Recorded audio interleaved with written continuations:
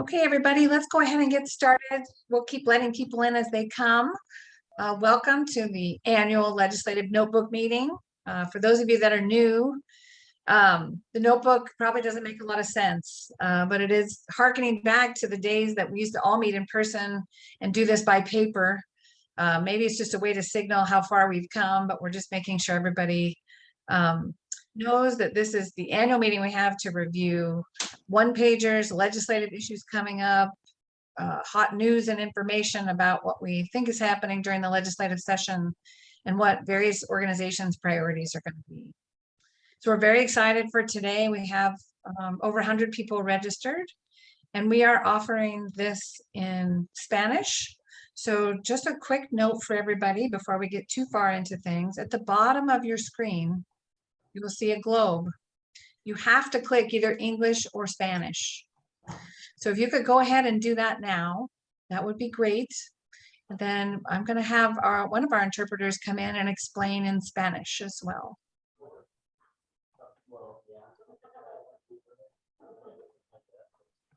Amanda, are you able to come on and talk with people in Spanish?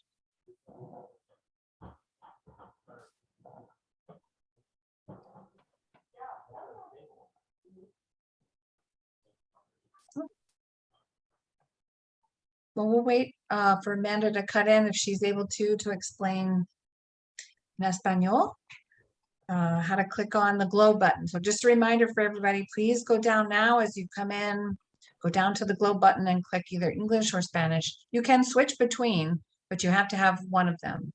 Don't just leave it blank. Okay? Okay, well, we have an... Yeah. Sorry, Julie, did you have a question?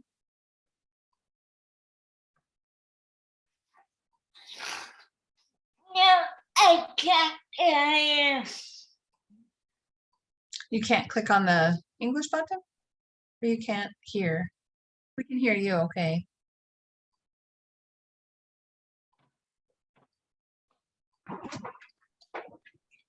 Okay, everybody, we're gonna go ahead and get started again.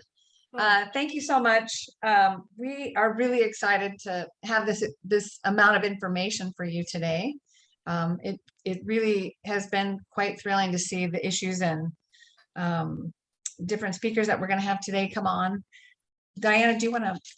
Oh, sorry, you have that up? Great. For many of you, you know that Jamila Taylor will be coming. We also have today Reparissa Chavez stepping in, and then halfway through the day, we'll have Debbie Roberts. And she'll come on perhaps with some of her staff around midday. We'll have 2 breaks, including a lunch break, and try to end today by 2 o'clock. We'll do our best. I want to take a moment to acknowledge that historically there are people and communities who've been systematically left out of our work and excluded, and they continue to be until we complete our repair work needed to resolve and address the marginalization of voices from Black, Brown, Indigenous peoples, people of color, and the LGBTQIA+ communities, people with disabilities themselves, and other identities that intersect with disability. So we want to be intentional and identify and remove the inequities in our systems that have been created. We're going to work on that a lot today. I speak for the ARC and for many other organizations represented here today that we invite in input and collaboration. Okay. We're committed to reallocate resources to promote equity and inclusion. We honor partnership, and we strive every day to build trust and rapport. We're very willing to look at our biases and barriers, and we seek to use cultural values to shape our programs, our priorities, our language, and our future. So our goal really is to continuously ask, have we changed what we do and how we do it? I'll stick around for a while. Oh, okay. We invite eagerly what you will ask of us. So I just want to thank you for taking a minute to think about that. For those of you, just a quick reminder, if you could go on mute. We might help you on mute occasionally today if we think that you've forgotten. So please, again, accept that respectfully. And I'm going to turn it over to Jeremy to say a few words now.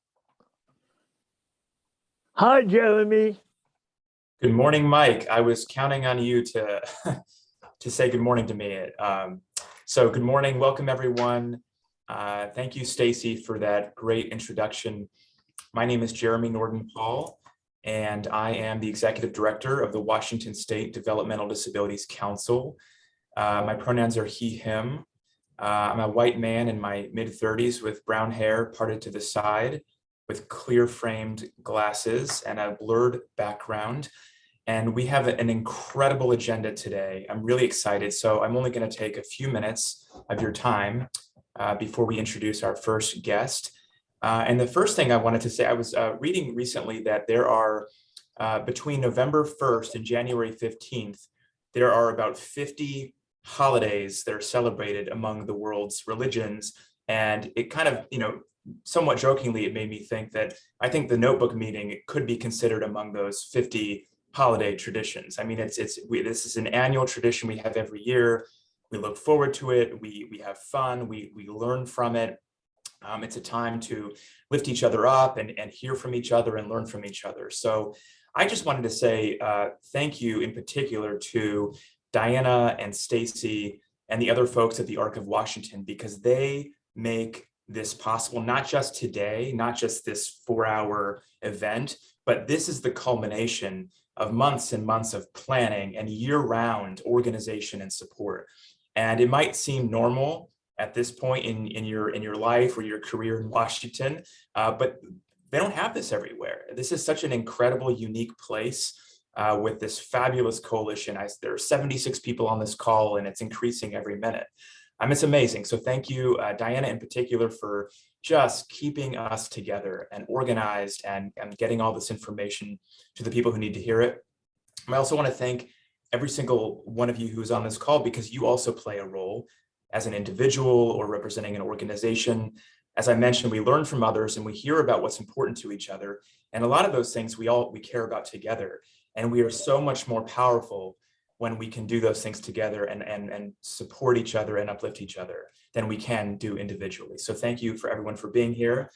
You may have heard by now that recently, a couple of weeks ago, I announced that on a personal note that I'm going to be leaving my position at the Developmental Disabilities Council, and that is true. My last day with the council is going to be January 31st, which is coming up pretty soon, sooner than I actually imagined it. And I wanted to take a minute just to say that it has been an amazing 2.5 years with the council for me. I've learned more than I could have ever imagined, and I hope that I've been able to leave a positive impact as well. I've gotten to know a lot of really amazing people. I look on this list of participants today, and there are so many memories that I have of working together and learning from you. So I just want to say thank you. I hope we stay in touch. If you'd like to have my personal cell phone number or my personal email address, I'd be happy to give that to you. Just send me a note. And I really hope we can stay in touch. There have been some questions about what I'm doing next, and it was announced on Friday, so I'm really excited to share with you what I'm going to be doing next. I am going to be working remotely from my home in Tacoma for the Tennessee Department of Intellectual and Developmental Disabilities, which is the state DD agency, sort of like DDA, where I used to work, but I'll be working in a new role. I'm going to be leading a division called the Division of Program Innovation. And it's a relatively new division, but a very exciting one. And it's the job of this division to identify new best practices and new ways of supporting people effectively, to test them and to create pilot projects and to figure out new ways of doing business and new ways of supporting people, and then to figure out ways of actually getting that into the system to work at a bigger level for more people. If you know me, you know I love building things, I love working with people. So I think it's going to be a great experience. I know that I'll learn a lot. And the nice thing is that I'll be working remotely from Tacoma. So I'm going to be a Washingtonian through and through. It's a little bit out of the ordinary that I'm working for another state from Washington State, but this is 2021. And I think what we're learning is that stranger things have happened. But I look forward to staying in touch. I'm not going anywhere. I'm living in Washington. And I hope that we can stay connected professionally and personally over the years to come. So I just wanted to share that piece of news with you. I'm very excited. And with that, I am going to now hand it over to Stacey, who was going to introduce our next guest. Thanks, Jeremy. And I would remiss if I didn't say, we're going to miss you greatly, even knowing that you're still here. You've been a tremendous contribution to this community. I can't understate that at all. You've been a great working partner for me, but there's not anyone in the community I haven't spoken with who doesn't appreciate your tremendous insight, your perspective, your skill at facilitation, and just the great value system that you have brought to our community. So thank you so much. We really, really are going to miss you. Me. Yeah. Thanks, Mike. Just a quick reminder again, because several people have come on, just make sure you go to the bottom globe and make sure you click English or Spanish. And a reminder to myself, as much as anyone else, please speak a little bit slowly so that the interpreters can keep up with us and can last through the end of the day. So thank you. And I am seeing some great things in the chat, Jeremy.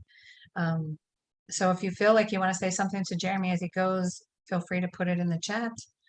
And Diana, I'm just going to ask you really quick, if you might say a word. I want to make sure, along with Jeremy, that we say and acknowledge how much work you put into the notebook meeting, how incredible this meeting is every year, that people look forward to it. Let me know if I've forgotten something, and if you want to say anything to the group here now. And then let me know if Jamila Taylor is on yet, because I don't see her listed just quite yet. Diana? Yes, Jamila Taylor is on, so Oh, she is great. she will be coming to speak in just a second here. Hi, Diane. Hi, Mike. Yes, I want to say I love working on the notebook. This is a highlight for me every year, to go through and try and find as much information as I can to provide for advocates so that they have something to do their advocacy work with. It's really hard to go advocate for things if you don't have information about them. And so we try and put it forward in, a very basic way that you can take and be able to share with your legislators, because they're busy during sessions, so they don't have a lot of time to try and understand things, our issues. And so we want to make it as easy as possible for you to be able to educate them about the things that are important during this next legislative session. Thank you to everybody who provides information to me to include in the notebook. That's always very important too. And I also want to tell Jeremy, it's been such a pleasure working with him at the DDC. The ORC and the DDC work very closely together. And I am going to miss him, but at the same time, I don't think he's going completely away from us. I am sure that he will have a little voice in the advocacy that goes on here in Washington State as well.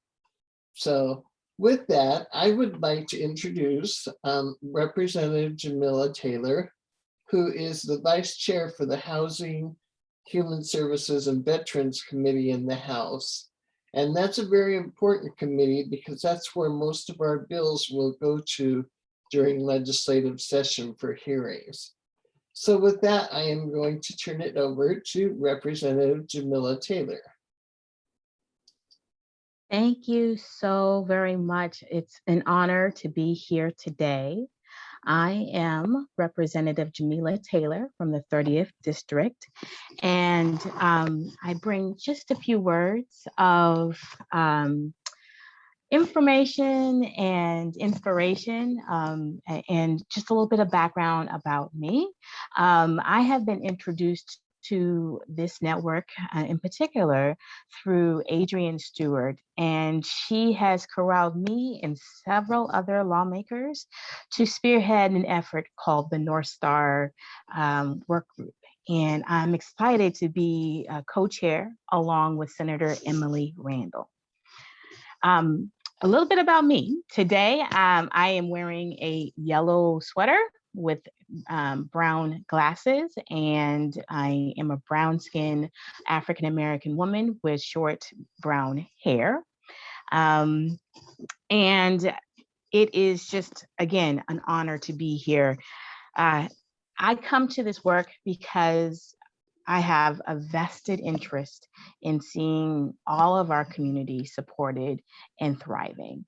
I have a twin brother who has developmental disabilities, and I have watched him navigate systems with the support of my family for our entire life, where he was tracked into certain types of programming separate from me. I was tracked into gifted and talented programs, and he was tracked into special ed. And there was very few times that we were even in the same school together. And the times were much different. I look younger than I appear. I'm actually in my mid 40s, and back in the 80s, it was around separating folks with developmental disabilities from the rest of the community. And I love the innovation that is going on now to change that whole concept. So, Jeremy, I'm looking forward to the work that you do out of Tennessee and how it can influence us. And because you're in Tacoma, I certainly will be stopping by, check in with you. I currently serve as the co-chair or vice chair of the Housing, Human Service, and Veterans Committee. And my focus will be on a lot of energy put towards the North Star legislation.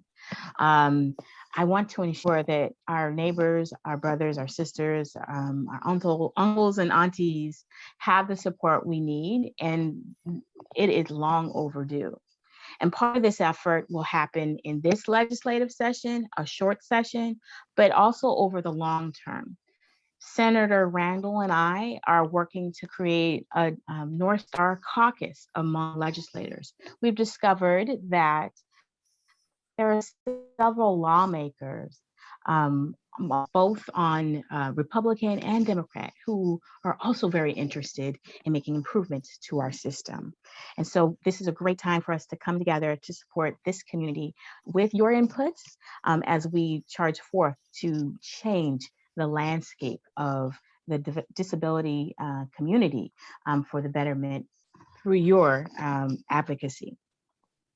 I will also be supporting efforts to help the community understand how many members of the disability community end up unhoused and end up self-medicating. And so there's work to do around making sure that law enforcement and first responders know how to interact with the community as they present in the unhoused community. And so the shortcut phrase you'll hear me say often is the Blake work. We definitely need to think about community in a different way when folks are suffering through mental health illness, substance use disorder, and other challenges that leave them without housing. And lastly, I'll be working through being the chair of the Legislative Black Caucus. And there's an intersectionality of disabilities through all communities. And so I want to bring this lens, the perspective of the North Star community, into that work as well, and into the work that I do with any type of work that happens out in the legislative process. So this is the first of many conversations and opportunities that I will be open to and willing to engage with this community. I'm certain that there's so much work to be done for years to come. I look forward to the opportunity to continue to connect with everyone. So again, I'll put my contact information in the chat, and I look forward to hearing more of your voices and ensuring your needs are met moving forward. Representative Taylor, thank you so much. This is Stacey Dim, and I just want to tell you how much we appreciate you in our community and the great work that you're doing. So exciting to hear there might be, can I dare call it a DD caucus that might be bipartisan, bicameral? Yes, That's we're working on it. That's so exciting. That would really be amazing. We've been working on that for so many years, and we're so appreciative of that. I'm curious if you have on your radar separate, after you listen in maybe today, if you've got a couple of things that you are prioritizing for the developmental disabilities community. We have, some big issues like caseload forecasting and making sure that we always try to take people off of our waiting lists, making sure that, we're looking carefully at transitions from school and that we're looking at caregiver training. What are some of the things that come to your mind that you are going to be watching for this session? Oh, wait, you're on mute. I'm on mute. I'm fine. First and foremost, I received an extensive spreadsheet from the North Star community that had more than 80 proposals, policy items. And so the first thing that I need to do with my colleagues is to analyze what can we do in the short term. We definitely want to make sure that we address eligibility standards, for example.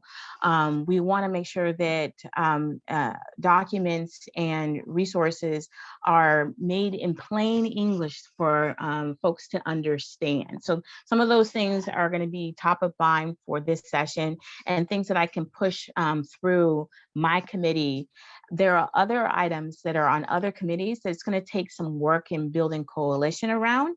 And so we're working on a longer term strategy. So you can imagine things that are in the education committee, working through the budget committee to address the compensation standard for caregivers, working with the transportation committee to ensure that the transportation needs are addressed.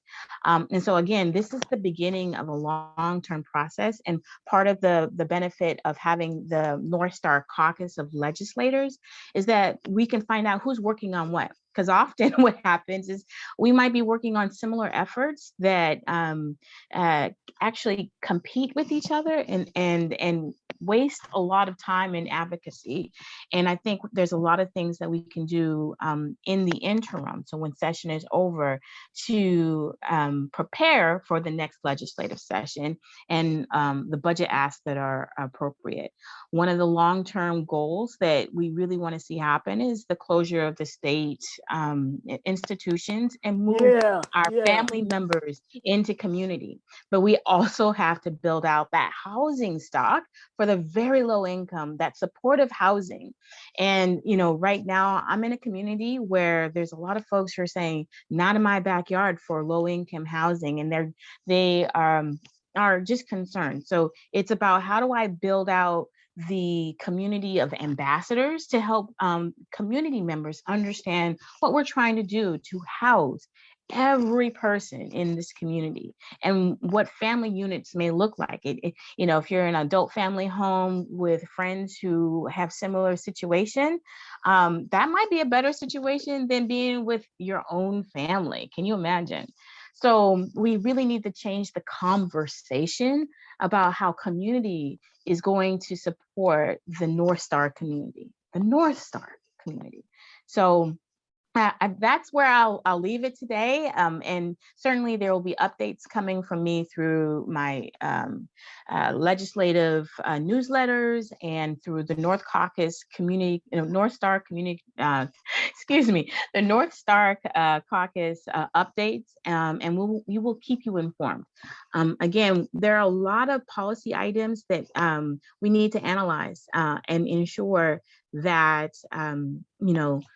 one, we have the political buy-in from our colleagues, because I'm not into this all by myself. I'm not a dictator. That it would take for us to educate our colleagues on why and how we will get it done, and get the political will to fund it. Because I think that's always the case. It's like, well, we want to do this, but we cannot afford it, and we need to change that conversation. Wow, I couldn't have imagined a more incredible answer. Thank you so much. We're so grateful that you are, you so understand our issues. It's very apparent. So we appreciate you. Thank you again. Thank you. And we look forward to seeing you many more times this legislative session. And I'm looking forward to the notes from today's session and connecting further. Great. Thank you again so much. And so then next, related to this, I would like to introduce Reparissa Chavez, who is our Deputy Policy Director in the House Democratic Caucus. Some of you may remember that Reparissa was gracious enough to join us at our pre-session advocacy days. We've invited her back here today so that others could meet her. Hi, Reparissa. It's very nice to see you. Hi, it's nice to be here. And I don't have a lot to say. I will just say that I am policy staff with the House Democratic Caucus, and I staff the Housing Human Services Committee. So my job is really to support the wonderful Representative Taylor and to help her and you all achieve your goals. And I'm very happy to be here listening today. And I can just say very quickly, there are a lot of legislative staff who work behind the scenes on different bills and different items. So we are here to, like I said, help Representative Taylor in her goal and help you all in your goals. I am different though, because I am partisan staff. So I work mostly with our Democratic members. And we also have nonpartisan staff, and they support the members in just different ways. They work with all of our members of the legislature.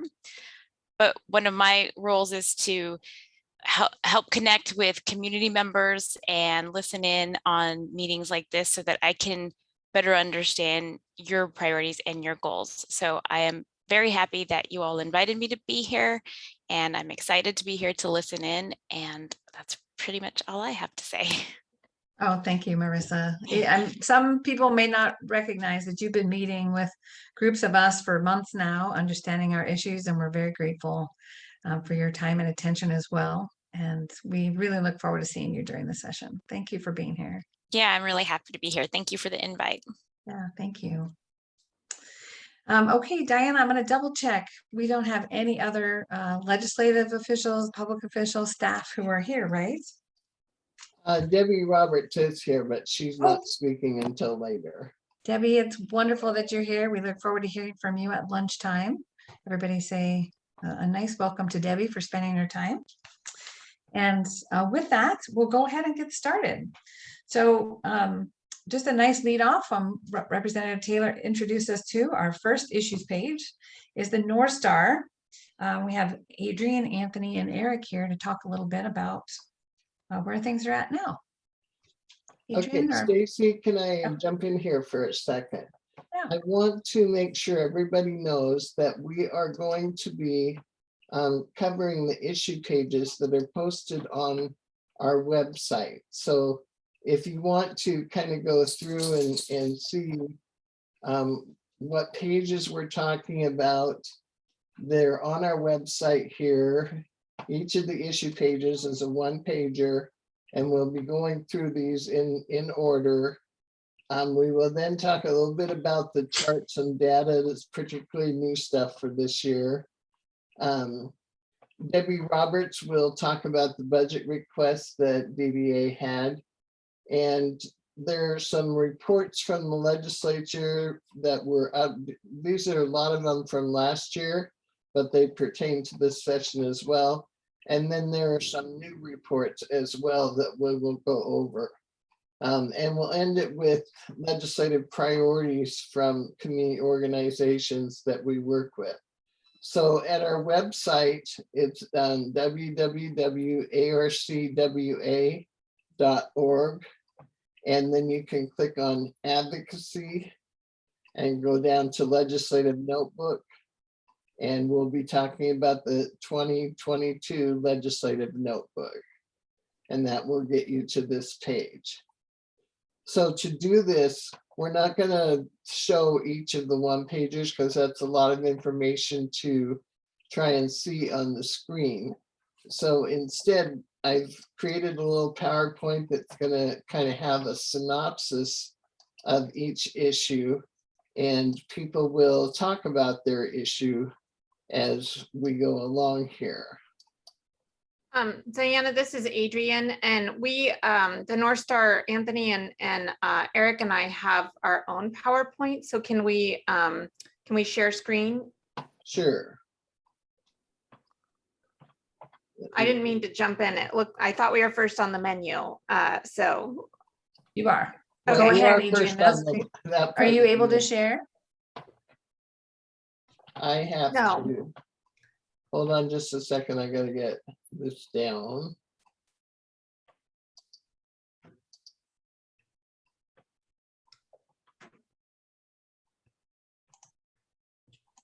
And where are you, Adrian?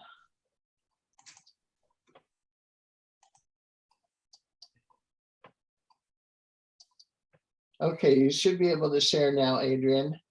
Thank you. And are my colleagues Anthony and Eric on as well? Yes, I'm Okay. here. Yes, I'm just going to jump right into it because I know we don't have much time. So Anthony and Eric, the floor is yours. good morning, everyone. My name is Anthony. I am one of the co-facilitators of the main North Star group. Eric, And my name is Eric Mathis, and I'm alongside with Anthony as co-facilitator for the main North Star. And good morning to you, all of you.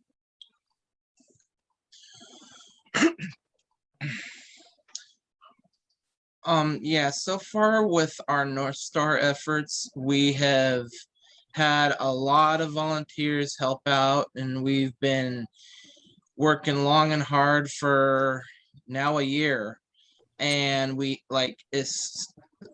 January through March did brainstorming, and April to June did logistics and calls and everything. July to August, strategizing and prioritizing, and then September, October, me and Eric have been starting to do contact the legislators, and in November we're getting a lot of positive feedback with legislators wanting to co-sponsor and also a main sponsor for the North Star.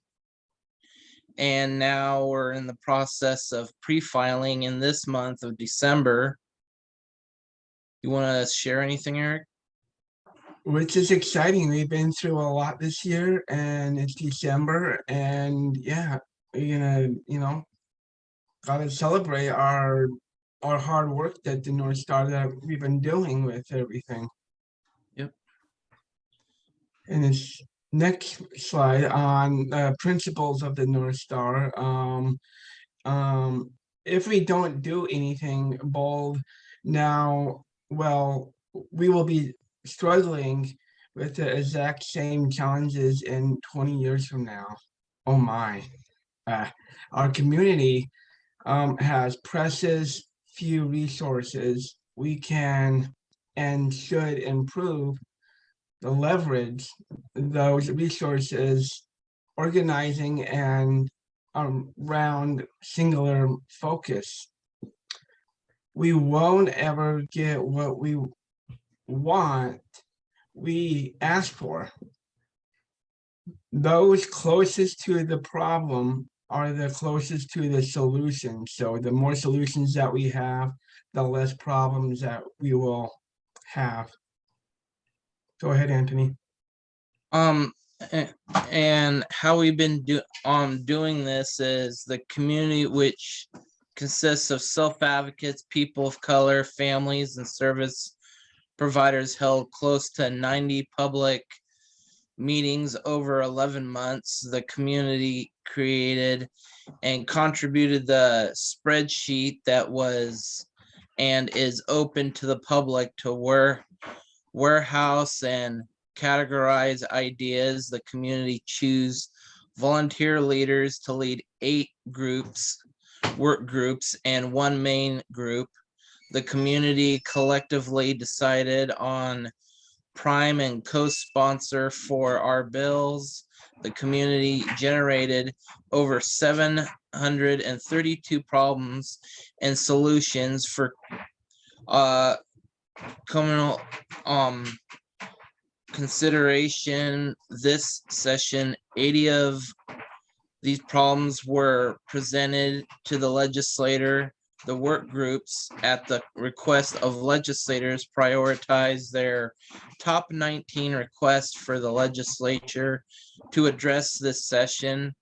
The remaining 61 requests remain on track to be addressed in next session's bills.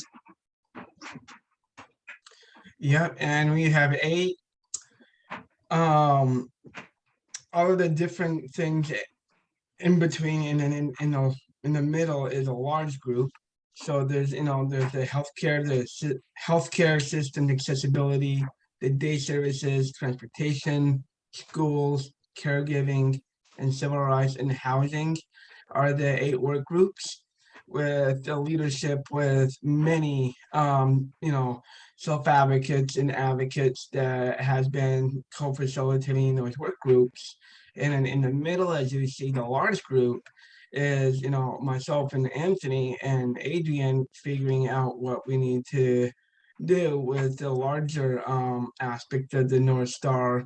So we work collaborative with each other and figuring out reaching that North Star. Yeah.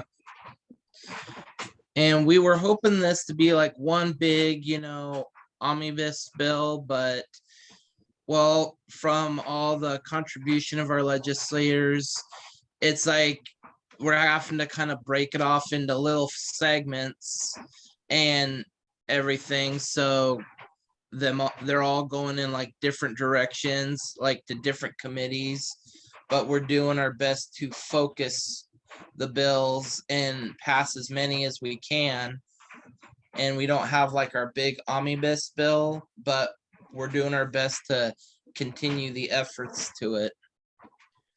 Which I will say on this slide is everyone has done a whole lot of great work towards the ombuds bill, and I know what we wanted, but in a positive, we'll still get to the session and doing bits and pieces to keep things moving, which is really great. So gotta keep that in mind and celebrate our successes, as well as continue with our advocacy work around this North Star. The final proposal to the legislator includes the housing, to ask the legislators to create a 3-year plan to close all state-ran institutions, provide caseload forecasting, which, caseload forecasting is like the waiting list for people who are eligible for DDA, but we don't have the dollars, and that's why we're wanting to make a 3-year plan, is so that we could try to get people into our communities, and are asking the legislators to invest $120 million in our community-based scattered site housing over the next 3 years. So it's like, instead of focusing all that money in one area, just kind of spread it to the wind around the state of Washington, where all our communities get a little piece of that money.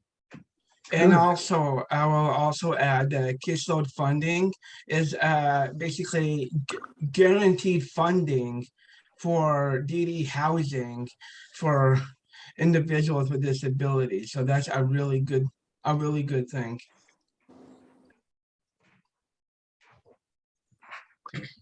And the transportation, which is great. All drivers access all settings must be trained to properly secure wheelchairs. Several wheelchairs users complained that this is a spotty at best.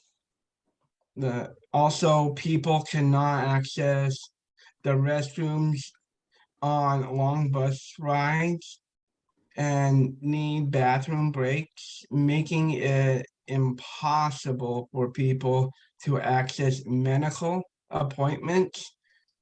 This is especially problematic for people in rural areas, which is a challenge. We got to figure out a better solution on that.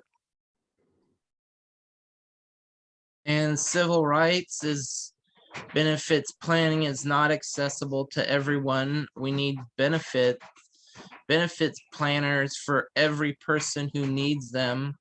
Like, I mean, it's like we're not being included in our decisions for our benefits when we're the ones living with those benefits, and we're not getting everything we need. So we need to make it more accessible where we get those benefits.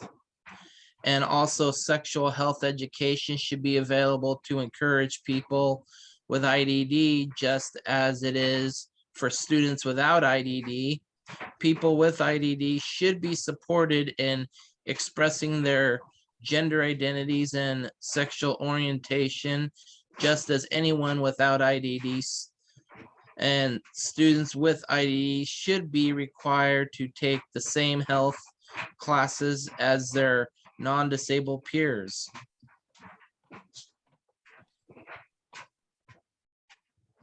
Yep. Also, healthcare is another one. Increases the amount of money a person can make without losing medical coverage. Also, we need Medicaid rates to increase so that more providers will accept individuals with IDD, intellectual developmental disabilities. Also implement TEFAR to have an Apple Health coverage. Children between 0 through 18 years old with a disability, regardless of DDA. Anthony, can you explain what TEFA means so people Actually, can know what that is? we were gonna also have Doreen explain, if she may, on the healthcare. Yes, Doreen.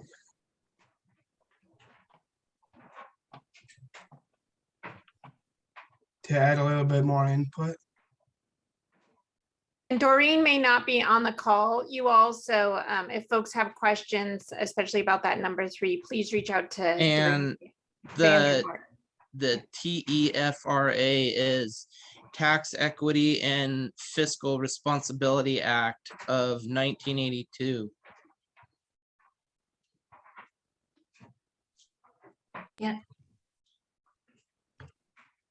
Day services allow for community inclusion and individualized employment to be concurrent and co-occurring waiver services. DDA should include safely support tasks.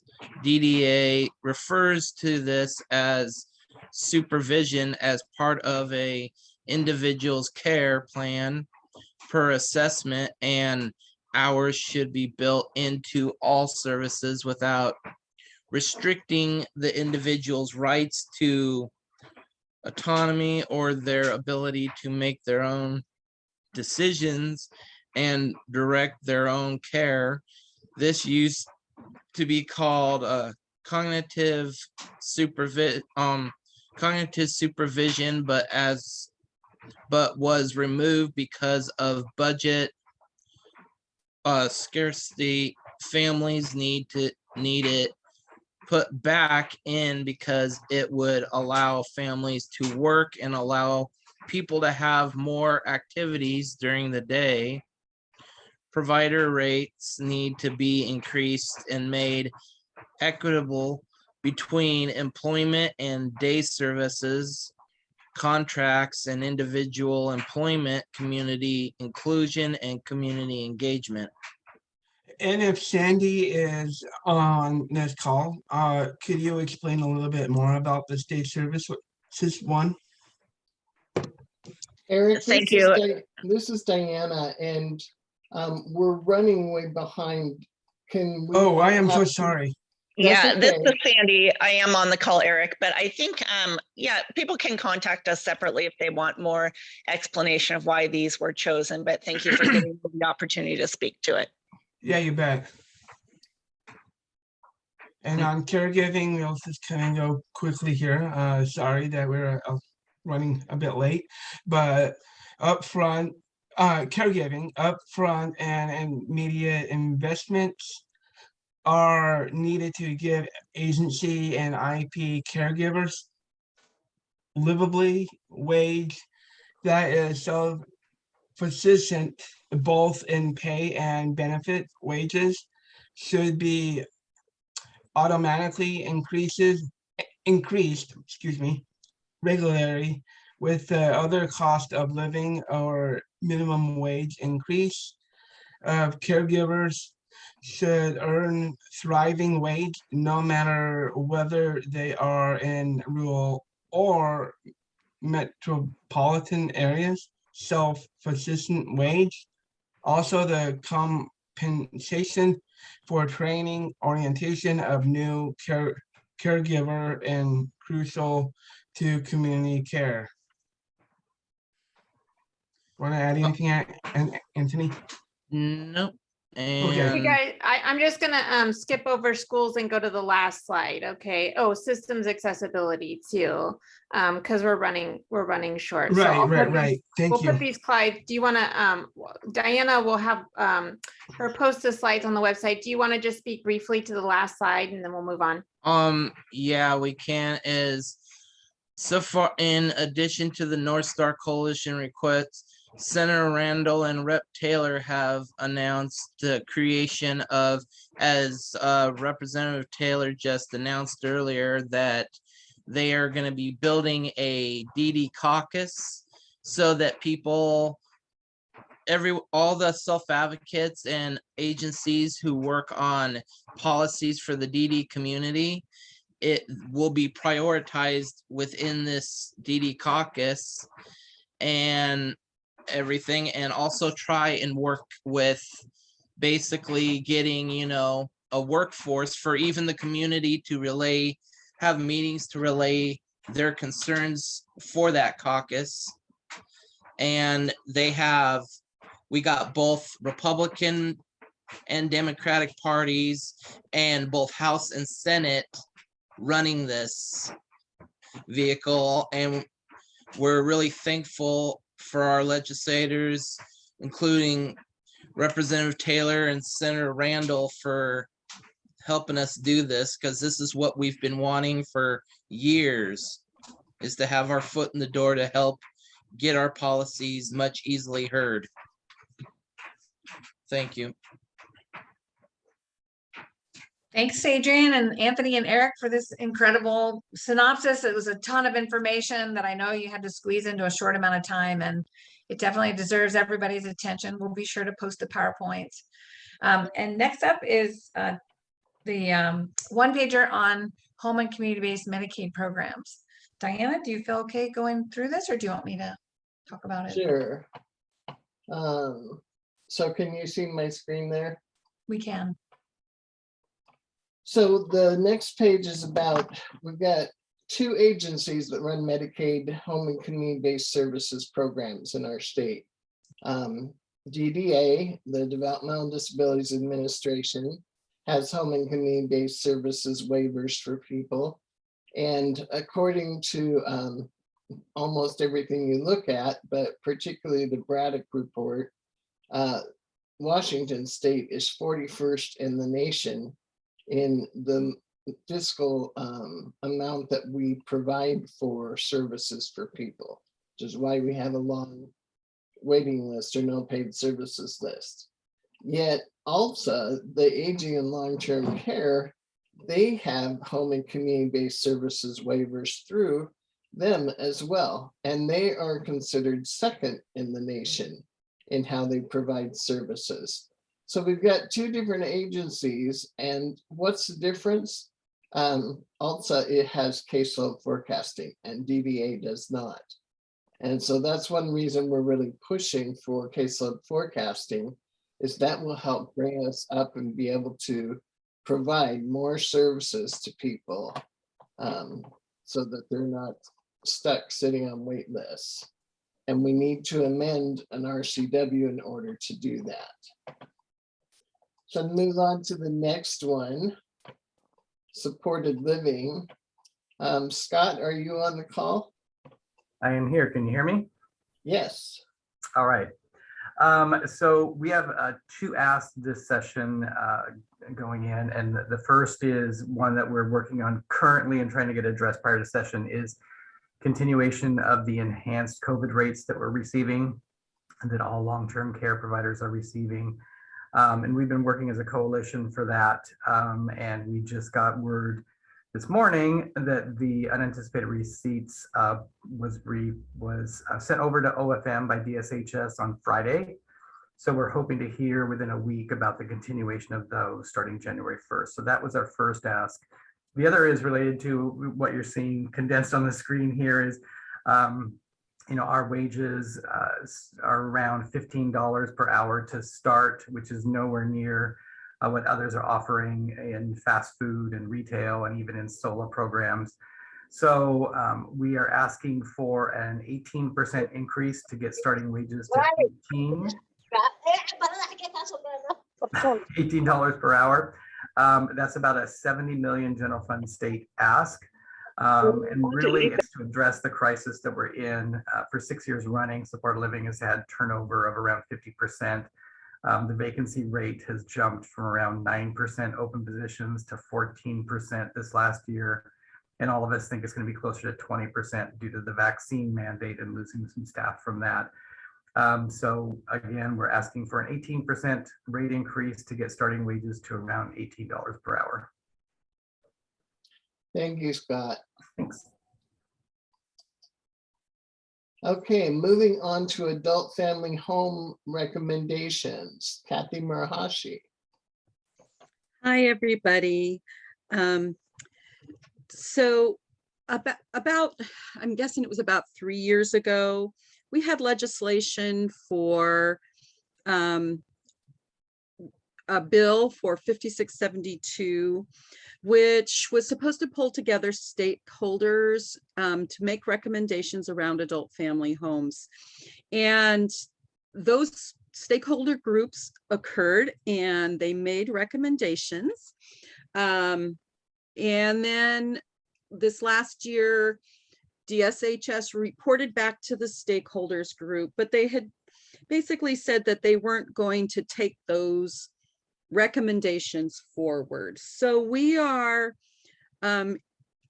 hoping that we can get these recommendations to come forward and make them happen, because we really feel that it's important to have adult family homes that are responsive to people with developmental disability. Currently, we have about 1,750 or so individuals in adult family homes across the state, but there's only about 40 of them that are specifically created to serve people with IDD. So we feel like we would like to see that encouraged, and we would like these recommendations to happen. Some of these include a specialty contract for IDD, the utilized supports and behaviors in the assessment to help with the rates, to make equitable access for people seeking community activities. Right now, there's a program called Meaningful Day, and only some individuals are able to access that part in adult family homes. Making sure that we have workforce development for care providers and a living wage, and align the regulatory environment for DD homes. And again, their caseload forecasting, right? We need to plan for the future for housing, particularly in AFHs as well, that will be needed for adults with IDD. Thank you. Thank you, Kathy. Okay, and so next is housing development for people with IBD. Stacey, would you like to talk to this one, please? Yeah, so most of you may remember that there was a housing study, a DD housing study that was commissioned by the legislature last year.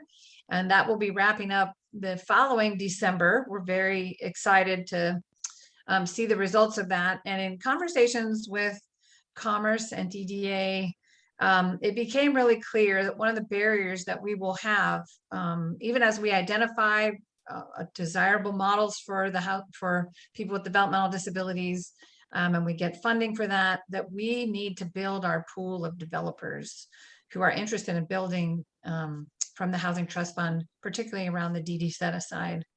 So one of the things that has been discussed is asking for about $2 million in technical assistance that would allow Commerce and DDA to develop that pool. So there are more developers interested in building housing around developmental disabilities models and needs, and the ways in which we serve people with developmental disabilities.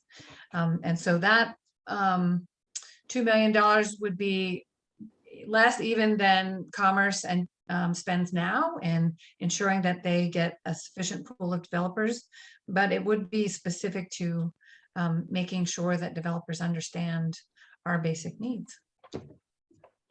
Great. Thank you, Stacey. Okay, House Bill 1566. There's actually two slides for this one. They're both the same bill, but I'm going to have Ivanova talk first about the beginning of this bill, because SAIL, Self-Advocates and Leadership, has been working on this bill for a couple of years now. And so Ivanova, can you tell us a little bit about how this got started?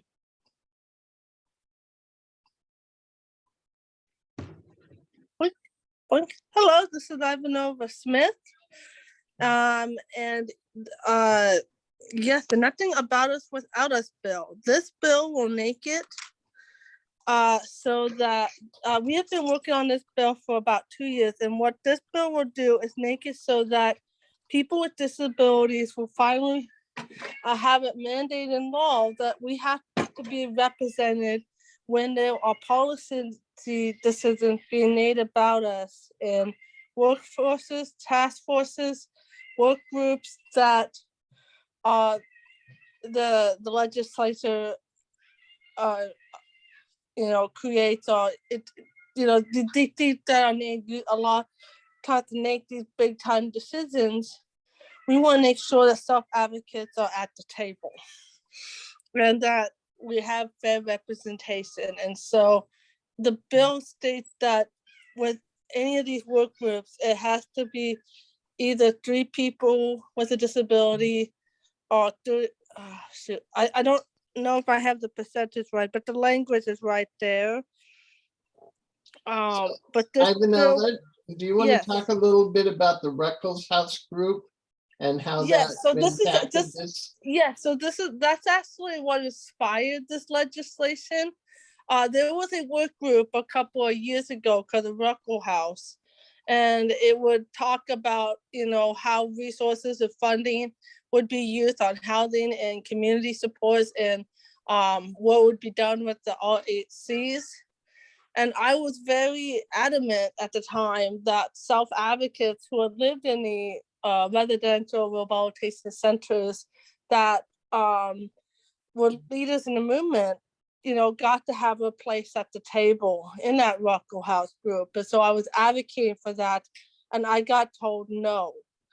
And they did not allow self-advocates to have full participation in the Reckles House. And that's really what inspired this legislation. Is that's not right. I don't think that that should be allowed, and we need to make it so that that can't happen again, and so that we're not silenced or the door is not slammed in our face when we're trying to be at those tables. So this law would help it make it so that we won't be in that situation again, because a lot of decisions were made in that Reckles House work group that, you know, a lot of it was good, but then there was stuff in it that we didn't like. And we ended up advocating against the bill because we were like, we didn't even get to have a say in this. And people tried to put our stamp of approval on it when we didn't even get to have a say. We didn't even get to be involved. So that's why we want to make this legislation, is so that if there is another Ruckle House group, self-advocates will have to be at the table. People with disabilities will have to be at the table. And we wanted to make this broad too. So we want to make sure that anytime where any type of disability decisions are being made about your life and your services, people with that disability should have that right to be at that table. Any questions or comments about that? Well, thank you, Ivanova. And I know that now you have teamed up with Daria at DRW. Yes. Been has been very instrumental and very supportive of this work and helping build up the coalition with me and doing a lot of the logistical stuff that I struggle with. So the DRW has been definitely a big ally and a big supporter. And so there's a work group that is continuing around this issue. And so people can contact you or Daria if they want to be involved in that coalition, correct? Yes. This is Daria. I also put a link in the chat to sign up for our email list to stay in the loop during session and get invited to all of our coalition meetings. Great. Yes, and we're always welcoming new eyes and ears at the table for, you know, so, you know, you're always welcome. You don't have to have gone to prior meetings to join. Thank you. Okay, so let's move on. Transitioning from the RHCs into community housing. Ivanova, are you addressing this one too? I haven't seen, is Ken on yet? I'm not sure that I've seen him join yet. So Yes, Ivanova, do you want to talk about transitioning from the RHCs? Diana, Ken's there. He's under Susan Larson's name, I think. Yeah, I'm here. Yeah, I just got here. I have a new computer that I'm fiddling around with. But anyway, transitioning from the residential opposition center into the community is going to be something that's going to be hard to do. It's not going to be an easy task. We've been working on it for years and years and years. People with disabilities are living to get the care they deserve in the community with the money is that they get. Large scale institutions give the state a sense of control. This is not what self-advocates want, not at all. Rather, we want small, individualized settings tailored to our specific needs. Small scale and individualized options should be the norm. Say I'll ask the legislature to close their school. I think that is a good deal, that they should do that because of the factor that bad things just happen in institutions. Thank you. Thank you, Ken. Okay, and Ivanova, increasing supports for parents with IDD. Do you want to talk to that one? Mm-hmm. Are you still there, Ivanova?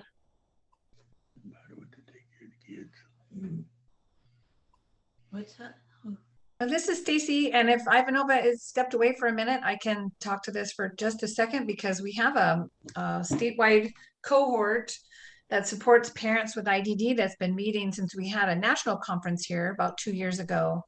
And a lot of you needed something from me? Oh, there you are. Hi, Ivanova. Sorry, yeah. I had to step away because of my kids. That's sorry. Ironically, you're here to talk about increased supports for parents with IDD. Do you want to take it from here?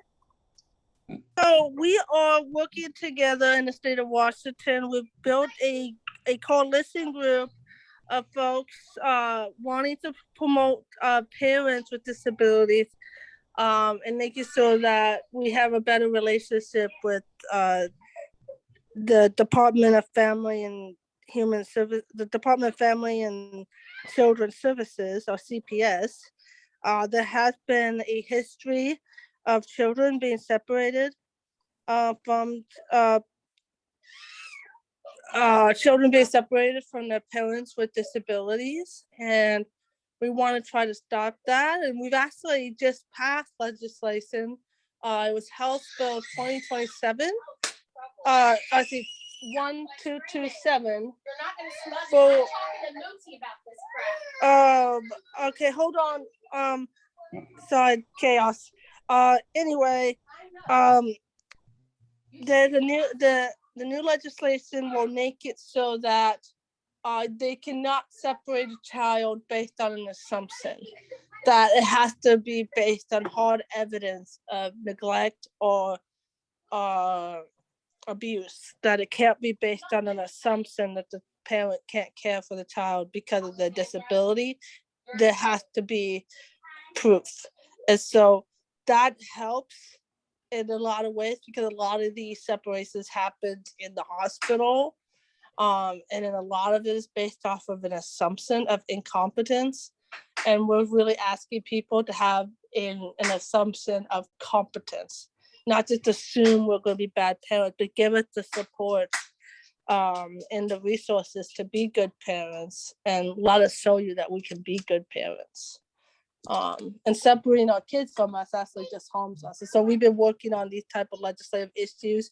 Other issues we've been trying to figure out is one that is both a federal issue and a state issue, is the problem of care providers not being able to support disabled parents and helping them with their kids. And so that's another policy issue that we're going to have to be working on figuring out and changing. And I've actually already started looking at some other states, and some other states have actually started working on policy around that. So Thank you, Ivanova. That's incredible. no problem. This is Stacey. We're at 11:08 and we're totally, completely on track for our 11:10-ish break. We have Ken to talk about increasing community supports and Jessica for accessible transportation. And I hope you guys will take it away. Ken, do you want to talk about increasing community supports? You can do that one. I'm missing a slide. Oh. Ken, do you need help with your one pager that you were going to present on increasing community supports? No, I'm fine. Sorry. Increased supports for parents with IDD. That is something we really need to look at, because it hasn't been done in a number of years. It is presumed that because the parent has IDD, they cannot be a parent. They cannot take care of the children. A law passed a few years ago that said the CPS has to work with the DDA in situations where CPS had removed the child already, because DDA can provide appropriate supports, but kids are still being taken from parents with IDD, and that shouldn't happen. They should be able to prove their worth and to be responsible parents, and that's sure what they want to be doing. Thanks, Ken. And I apologize. I think that Diana might be missing a slide that cues you for the next in the agenda, which was increasing community supports generally, but we can skip that if you like and just move on to accessible transportation with Jessica. Accessible transportation problem. If you live with disability, finding accessible transportation can be a challenge. Even a trip to the grocery store can feel like planning a vacation as you try to find a practical way from point A to point B, as much as we wish every state, city and town had the same accessibility accommodations. Our world isn't there yet. We ask for funding to make all transportation options accessible for all types of disabilities. People with disabilities still need to get around during this pandemic. Many of us don't have cars and cannot drive. With social distancing measures, fewer people can take the bus at the same time. Additionally, even with a reduced need to travel, some people with disabilities do not have the luxury of being able to do everything from home. Solid transportation services are vital as we start to recover from this pandemic. We will get through this period and need to invest in our recovery. High-risk populations. The main beneficiaries of the services do not want to go out. Solution. An investment in transportation now will be beneficial in the future. The pandemic will not last forever. When this ends, people with disabilities will have just as much of a desire to go places as the anyone. We cannot switch transportation services on and off easily since revenue and service are loosely associated with one another. If we don't act now, we will not have transportation services when we need them the most. As every decision is intertwined with other factors, we must assist those who have sacrificed their livelihood during this pandemic.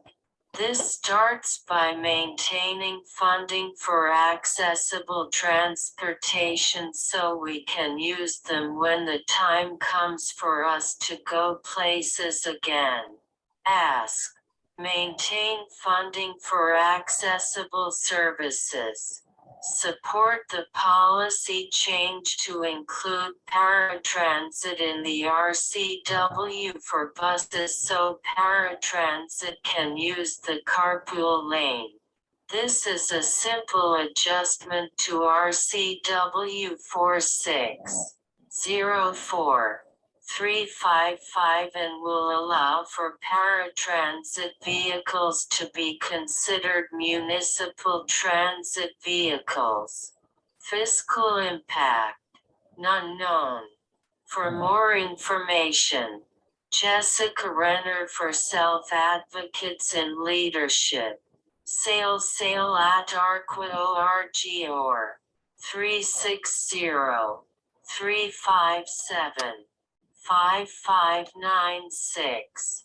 EXT3 2022 Advocates Notebook. The Arc of Washington State date 754-8798. www.arc.org. Thanks, Jessica. Your reader was very thorough there at the end. Thank you again. Everybody, we promised to give a 10-minute break. It's 11:15. Why don't we all turn off our cameras and our sound and step away for 10 minutes and take a stretch?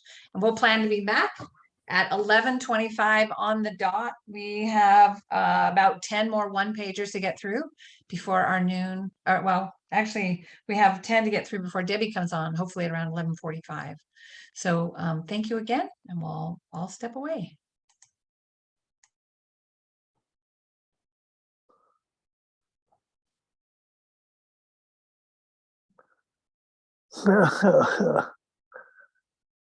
Hi, everybody. Mike Raymond.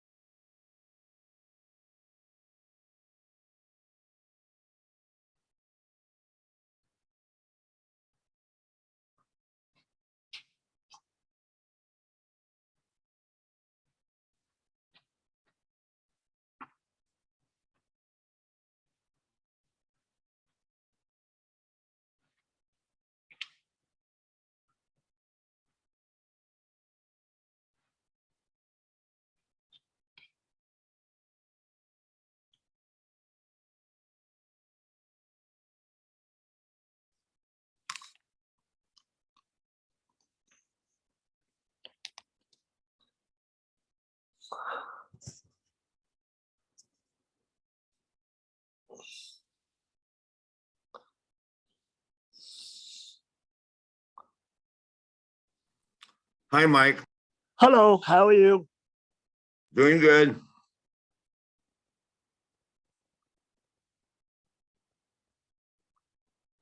So how are you? Doing good, Mike. I'm just, Good. my video's off because I'm eating sort of a brunch. That's okay. All right, sir. Well, it looks like they're getting ready to start.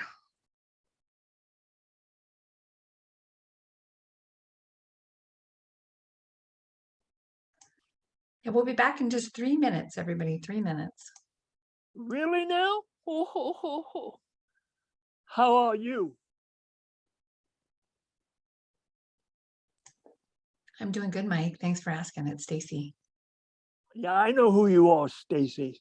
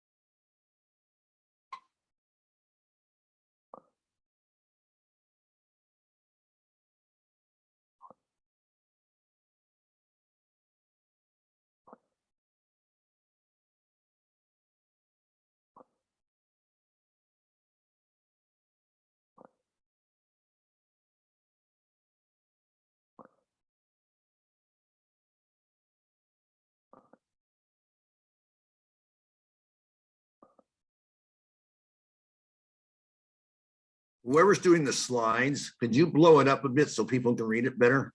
If they're following along, thanks.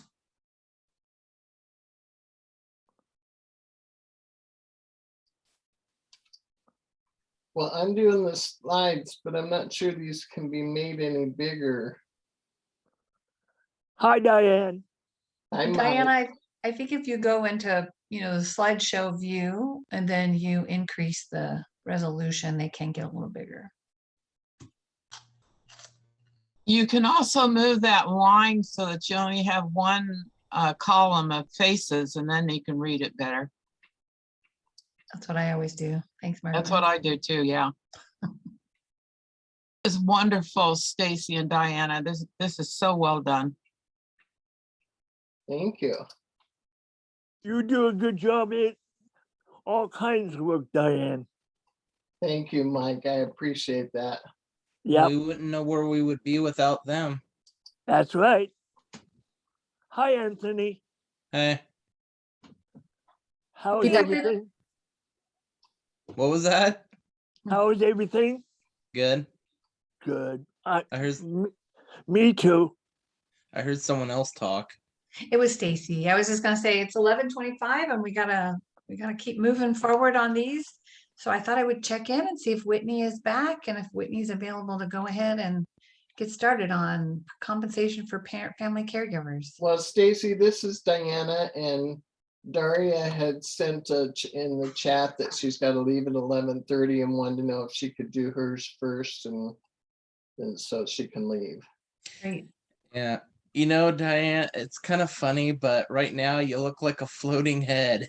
I know, I can't figure out why my camera's doing that. Because it's reflecting upon the colors you were wearing. Oh. And well, I want to wear red because it's Christmas time. Oh, I know. Because it's like it's mirror imaging your, and plus you're laid back too far because Right, it's usually like close up where it gets you with that background. eh? Yeah, but I'm in my wheelchair that leans back because that's what I have to do right now. So Yeah. I need a camera up like on the ceiling to point down at me. Yeah.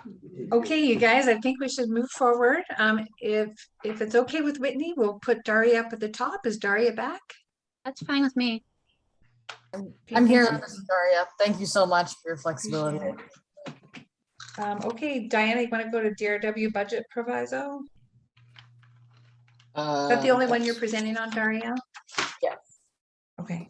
Yeah, increase the capacity of the DD council to lead. That's the one I have up. Mm, Do you not see that? we do. It's just cut off. It's a little Oh, bit. that was because I tried to do that, increasing the size of it. Is that better? Yeah. Yeah, thank you so much.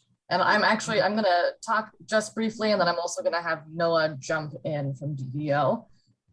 Hey folks, thanks so much for the opportunity to speak about this. If you don't know me, I'm Daria with Disability Rights Washington's public policy team.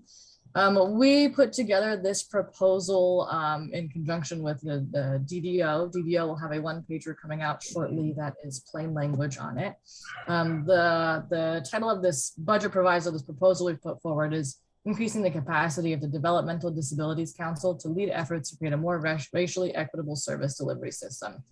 So as we all know, we look to the DDC to be a leader in the IDD community, a leader in engaging with the legislature. We want to make sure that the DDC has the resources they need, the foundation they need to do this work and have a good understanding of racial equity issues and continue to grow and learn as we all continue to grow and learn and move forward in our advocacy. We find it really critical that DDC has this foundational knowledge because with DDC getting this knowledge and these resources, we're able to benefit the entire community. The whole community is able to learn and grow and move forward together. Oh, I'm sorry, I'm speaking too fast for the interpreters.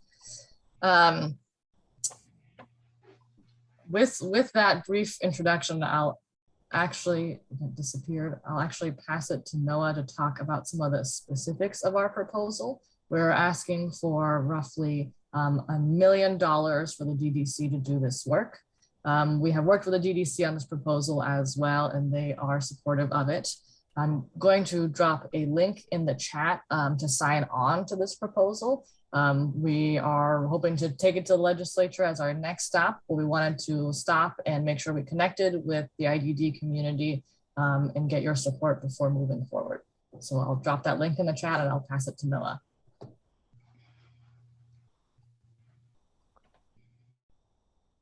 Everybody, this is Noah Seidel from the Office of Developmental Disability Ombuds. And part of this proposal and why I think it excites us at the DD Ombuds is this would help the work of the Developmental Disability Council, but then would also affect the work of all DD partners in our state, individuals with developmental disabilities, family members. So some of the information that's in this proposal would be hiring a full-time equity coordinator at the DDC that would work on an equity plan for the DDC, but also the IDD community more broadly. They would work with the DDC's Diversity, Equity, and Inclusion Committee, their DEI committee, to help create this. Also work with people with lived experiences to facilitate conversations with the DD community to get information and feedback from the community about what works, what doesn't work within the system, the service delivery system, and our own systems, and create spaces that are equitable, accessible, trauma-informed, power balanced to get this information as we're looking to create legislation and change the service delivery model. And then also provide stipends for individuals who are going to participate in these meetings. Childcare, things like that are a barrier for a lot of communities and people to participate in these conversations. So help people with that funding and get those supports. And then to report back to the DDC, the Department of Commerce, the Office of Equity, to legislators, to all of us on what we can be doing to, as our work is being moved forward, to make sure it's equitable and racially equitable for our community. Thank you. Thanks, Noah. We appreciate you guys coming on. If it's okay, we're gonna go back to our order where we'll have. Casey, is it okay? This is Jeremy. Is it okay I just say a quick word about this? Yeah, definitely. It's not the disability, it's not the DDC proposal, but I thought it might be helpful just to hear a couple of things from me. And I know that we're trying to keep on the agenda, so I won't take too much time. I just wanted to say how much I appreciated when Disability Rights Washington approached the council with this idea. As you know, we've been partners for a really long time. And so this is an opportunity where we've been able to talk about how our two organizations can work together on something moving forward. But not only that, but an opportunity for the entire developmental disabilities advocacy community to grow and learn together. Like Daria said, the council has long had a leadership and convening role, and it's an important role. And it's also critical that we invest in that role. And so this isn't the DDC's proposal, but we were the first ones to sign on to the proposal that DRW put together. And, you know, so obviously questions related to advocacy should be addressed to DRW and the ombuds. But if anyone has any specific questions for me or the council about what this would look like in practice, I'd be happy to address those to the best of my ability. But I just wanted to say how much we have appreciated this conversation. Thanks, Jeremy. That was great. Really great. Thank you. Okay, let's go back to Whitney. Whitney, if you're still there, if you want to jump in on parent and family caregivers. Yes, hi, thank you. My name is Whitney Storr. I'm here in my capacity as one of the leads for the Washington for All Families Coalition. It's a group of parent family caregivers focused on child and family caregiving issues in the 0 to 18 population. On the issue of caregiver compensation, we found there's a major gap in the rules governing who can and cannot be paid for caregiving. As it stands, once a person with a disability reaches age 18, their parent family caregivers can be compensated for certain caregiving tasks. However, prior to that 18th birthday, parents cannot be compensated in that same way. The 18th birthday is right now that sort of policy threshold, but as caregivers, we know that caregiving needs don't magically change just because someone has a birthday party, no matter what that birthday is. The only difference is that the care tasks provided by the parent caregivers the day prior to their child turning 18 and the 17 years before that are just simply not recognized by the state as being worthy of compensation. And so this is a topic that is often discussed in parent groups because it's such, it has such a detrimental impact. Oh, I apologize for the interpretation. I will slow down. I am a fast. So this topic is discussed in parent groups because it has such a detrimental impact on the families of young children with disabilities. And the moms of those kids are especially impacted because it is the moms that most often step out of the workforce to provide care for their child. There are people in our group and other groups pushing for this issue through different avenues. Several of our members have participated in the Operation North Star work, particularly the work of the subgroup focused on caregiving issues. There's also been substantial effort on the part of individuals to reach out to their various representatives and to participate in public meetings held by DDA just to discuss, the personal impact of this issue for families. Because a lot of them will talk about that, how compensation for their caregiving would be life-changing. It would be a game changer for how their families just approach life and inclusion in general. And so, there's a lot of spaces where we're starting to see this push to recognize the real economic value of family input and the experience that family caregivers bring to the table, whether that's through caregiving directly or when they take their time to contribute just their knowledge and experience to advocacy and other efforts. And so it's really past time, we think, that the state moves in that direction as well. And so one of the challenges now, it seems, is that we're running up against a lot of legislative staff that are just wholly unaware of this gap in how family caregivers are treated depending on the age of their child, the care recipient. And so most believe that family caregivers can already be compensated for care. And so there's that big educational piece that I think that still needs to happen as we work toward identifying a way to make this change. And so our goal really over the next year is to dive into this issue, work on that education, see how the North Star work progresses, and now what a DDA caucus could possibly mean for this issue. So we will see. Thank you. Thank you, Whitney. That's great. I appreciate it. There were a couple of comments in the chat people might want to take a look at as well. So the next one pager is on the Office of the Education Ombuds. And as many of you know, this is an office near and dear to my heart. It is an office that has been historically underfunded. And the Office of the Education Ombuds will likely have a request in the governor's budget for the first time, additional funding for more ombuds and more capacity. So the first year will be 159,000. The second year will be 520,000, and then that would be ongoing. After that, this will double the agency's capacity to offer conflict resolution services. And as you know, the OEO right now is limited to very high stakes cases and is having a difficult time meeting the demand, especially after the pandemic, and especially for students with disabilities who were denied access to services. It will also double OEO's capacity to speed up their intake process, deal with more time-sensitive kinds of complaints, and staff additional work groups. So many of you may not be aware, but the OEO serves on multiple policy work groups around graduation, COVID, and other youth who are involved in the system or kicked out of systems. Mm-hmm. So that will be happening. I also wanted to quickly note that Senate Bill 5376, which promotes the awareness of OEO and requires school districts to place OEO's website on their websites for families. That was a bill that passed through the House and is in the Senate, and will pick back up once the Senate reconvenes in rules, and we'll be tracking that on our bill tracker. That's it. Okay, the next one, our next item is regarding transition services for students with disabilities in public schools.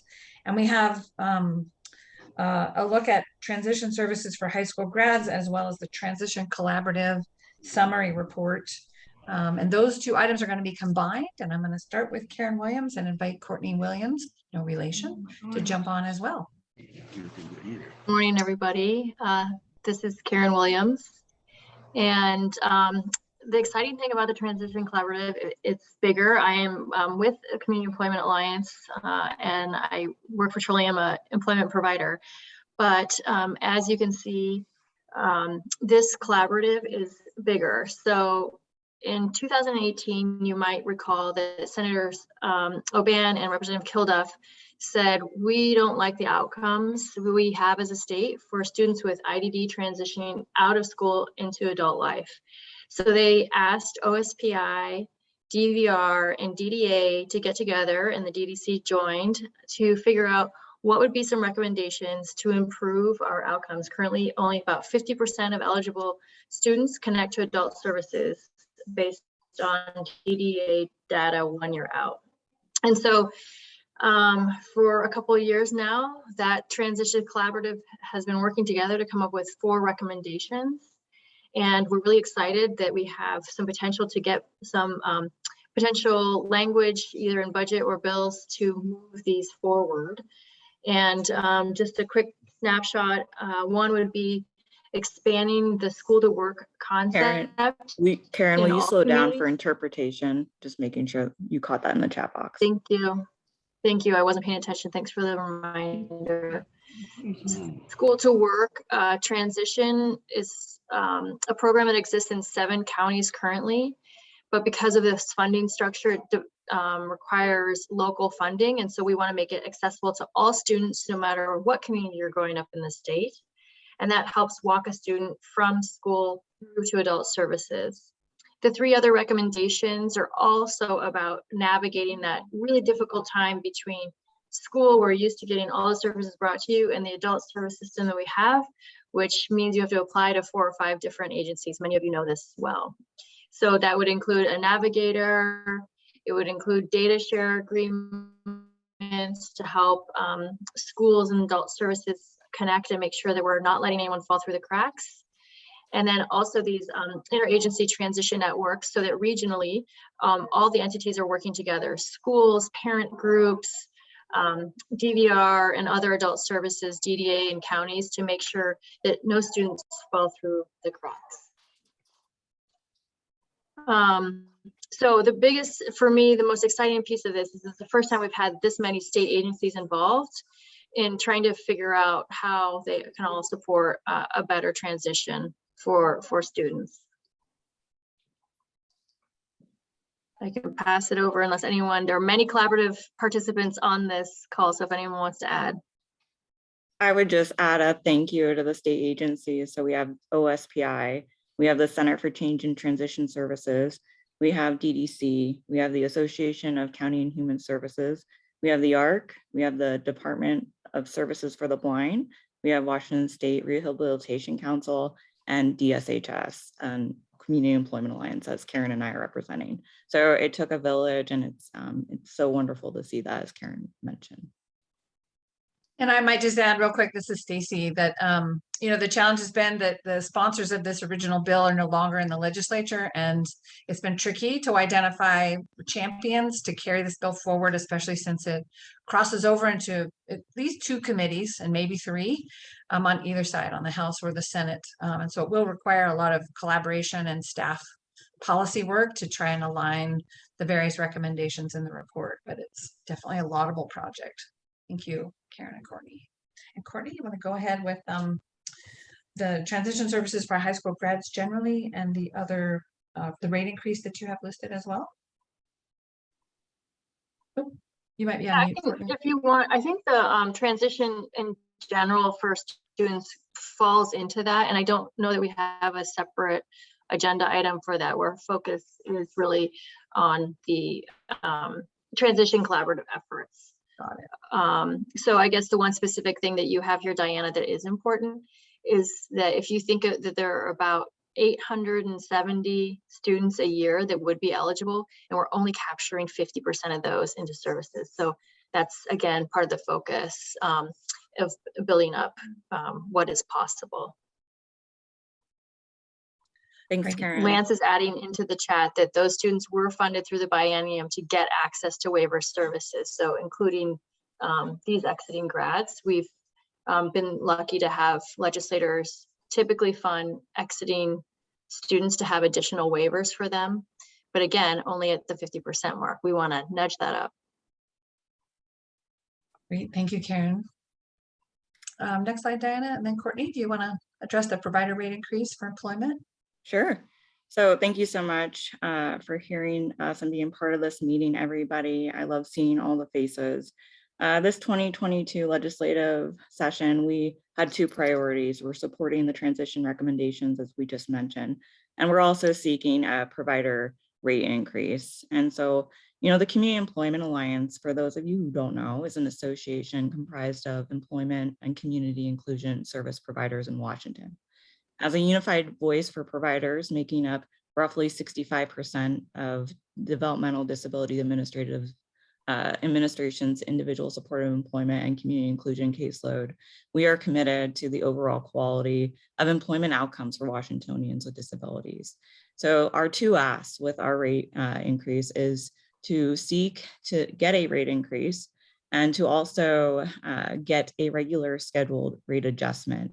So based on the calculations utilizing the CPI, and I'm sure you guys are familiarized yourselves with our one-pager, as of 2021, the employment provider rate would have increased to $101.19 for ISE and $43.17 for CI. We request this rate adjustment be effective for July 1st, 2022.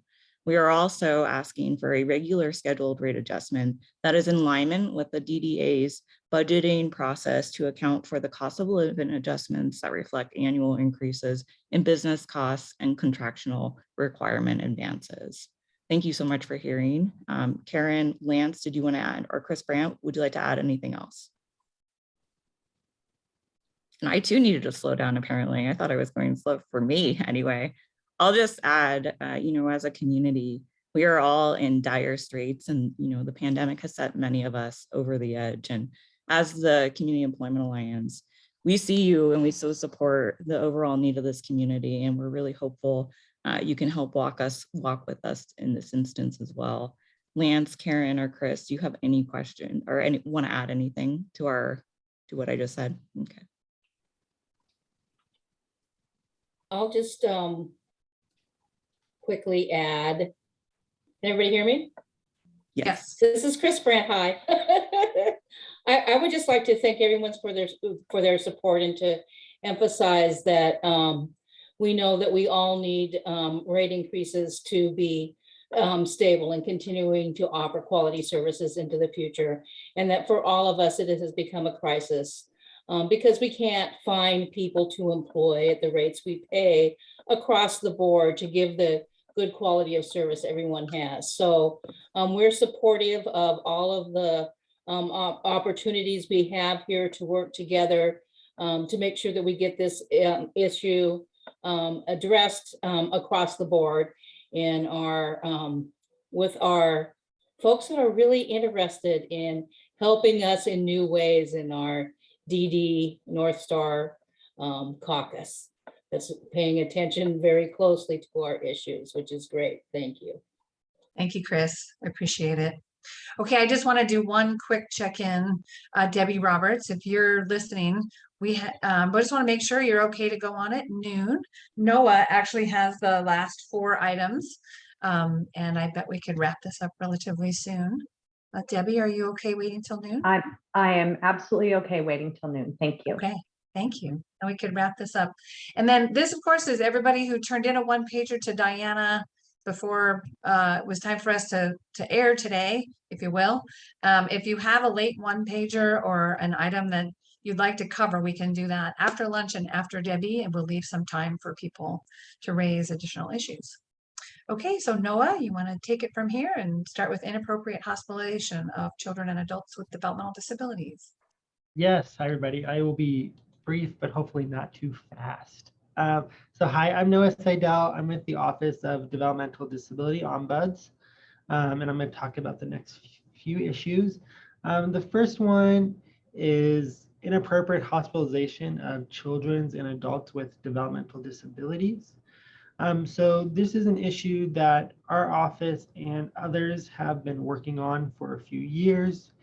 Our office put out a report called Stuck in the Hospital to highlight this issue. During COVID, or early on during COVID, we saw people with developmental disabilities move out of hospitals, and it was something that was really needed to be done to clear out the hospitals because of the COVID crisis. But now we're seeing, and COVID is still going on, but we're seeing people with developmental disabilities, adults and children, entering the hospitals because they do not have any other safe place to go. And so for this issue, some solutions that we're looking at this session is the increase for direct care workers, increase in enhanced case management program that DDA is requesting, community residential quality assurance that's in the budget package, transitional care management, and that includes like mobile diversion services, rapid response, and other services that could be used to help people that are experiencing crisis before they get to the hospitalization stage. There are other services that DDA is putting together that will also be beneficial that hopefully we'll see in the governor's budget that were in their ask for places for people to get crisis services. So I can move on to the next topic. So the next topic we have, this is kind of a blanket topic, but quality community supports and services for children and adults with DD to reduce the use of crisis services. So this is similar and connected to hospitalization, but hopefully there are folks also who are not in hospitals, but are in crisis. There are people who are living with their family members who feel like they can no longer provide services safely in the home. There are children who are with their family. There are children who get, in the school setting, maybe like 3-to-1 staff support to them And then they go home and they don't have, they might have one IP in the home with them. So situations like this that are just not safe and putting people and their families in crisis. So the DD Ombuds sees a pattern of both children and adults with behavioral support needs who are unable to access needed services to stay in their own home or at a home with a parent. So part of some solutions is mandate caseload forecasting for DDA community supports and services. I was glad to see that in that North Star presentation this morning. Increased direct service workers, I talked about. There's high turnover. I know Scott can go into great detail about this. In supported living, there are many factors that go, but to get that retention rate up would be beneficial. And then also to address the needs of the people with developmental disabilities, clients that DDA has identified who get services but are on the no paid service caseload. We know that DDA is reaching out to families and people under this caseload, but helping people get connected to services and other state programs to meet their needs would help the people who have been identified having developmental disabilities but not getting supports. So the next topic is children and youth with intellectual developmental disabilities in foster care. The DD Ombuds we put out a report called Improving Services for Youth with Intellectual and Developmental Disabilities in Foster Care that had some recommendations. It highlighted some issues of youth with developmental disabilities who are in foster care who are not getting all the services that they might need. Also transitioning to DDA services from DCYF when they're right at that age. There is a report that came out. It was supposed to be out in November. I haven't seen it yet. Imagine it was recently released, but based off of House Bill 1061 last year, that did some forecasting for youth in foster care and also had DDA and DCYF connecting with case managers. So there should be a report that's out that will see what the recommendations that came out. So we're hoping that those recommendations have some legislation this year. There are things that are in the budget provisos that will hopefully be in the governor's budget that DDA and DCYF have worked together to ask for some crisis beds. One is to create 2 16-bed facilities. We think that we know that we need to serve people, but maybe a 16-bed facility wouldn't be the best for youth in that situation. There's also going to be some requests for intensive habilitation services for children, true 3-bed facilities, and licensed long-term enhanced out-of-home service facilities for children and youth with high behavior acuity and co-occurring disorders. So these were things that were in the DDA budget ask. So hopefully we'll see some of these in the governor's budget and we can advocate to create these settings for youth to get the services that they need. The other issue that we're talking about is the community protection program. So the DD Ombuds recently put out a report about community protection, and we've highlighted some issues that we think could be changed. One is people are referred to the program at a young age before they have access to other supports and services. So people at 18 are getting referred to community protections. This is seen as or is said to be a voluntary program, but if a person is deemed to be needing community protection, if they do not want to be in community protection, they lose out on some other waiver services that they could need. So they could still get personal care and state services, but they're not able to access other services from DDA if they don't use community protection. But it is voluntary. The program has low graduation rate. So we want to see clear path to graduation. And we've met with people with developmental disabilities on community protection who do not know how to graduate or what their goals are, but they're supposed to be clear and people should have access to the graduation plan.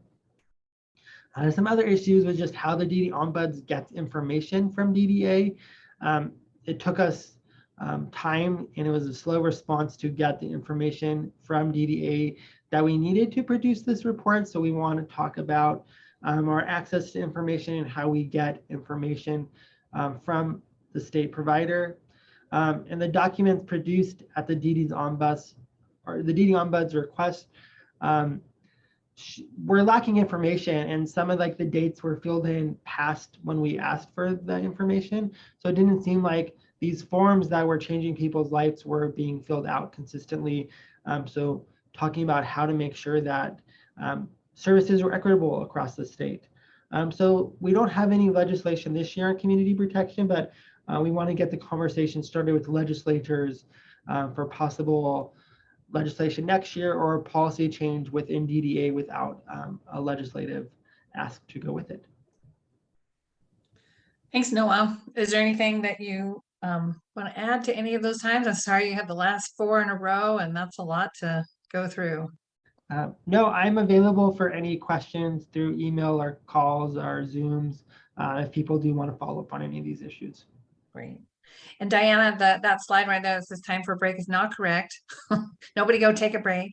We actually have a very important speaker here with us today, and that's Debbie Roberts. Debbie is going to chat with us for a little bit about the DDA's strategic framework and some of the priorities for the DDA this legislative session. Maybe share with us some of the highlights from the decision package, and just generally have an opportunity to ask questions.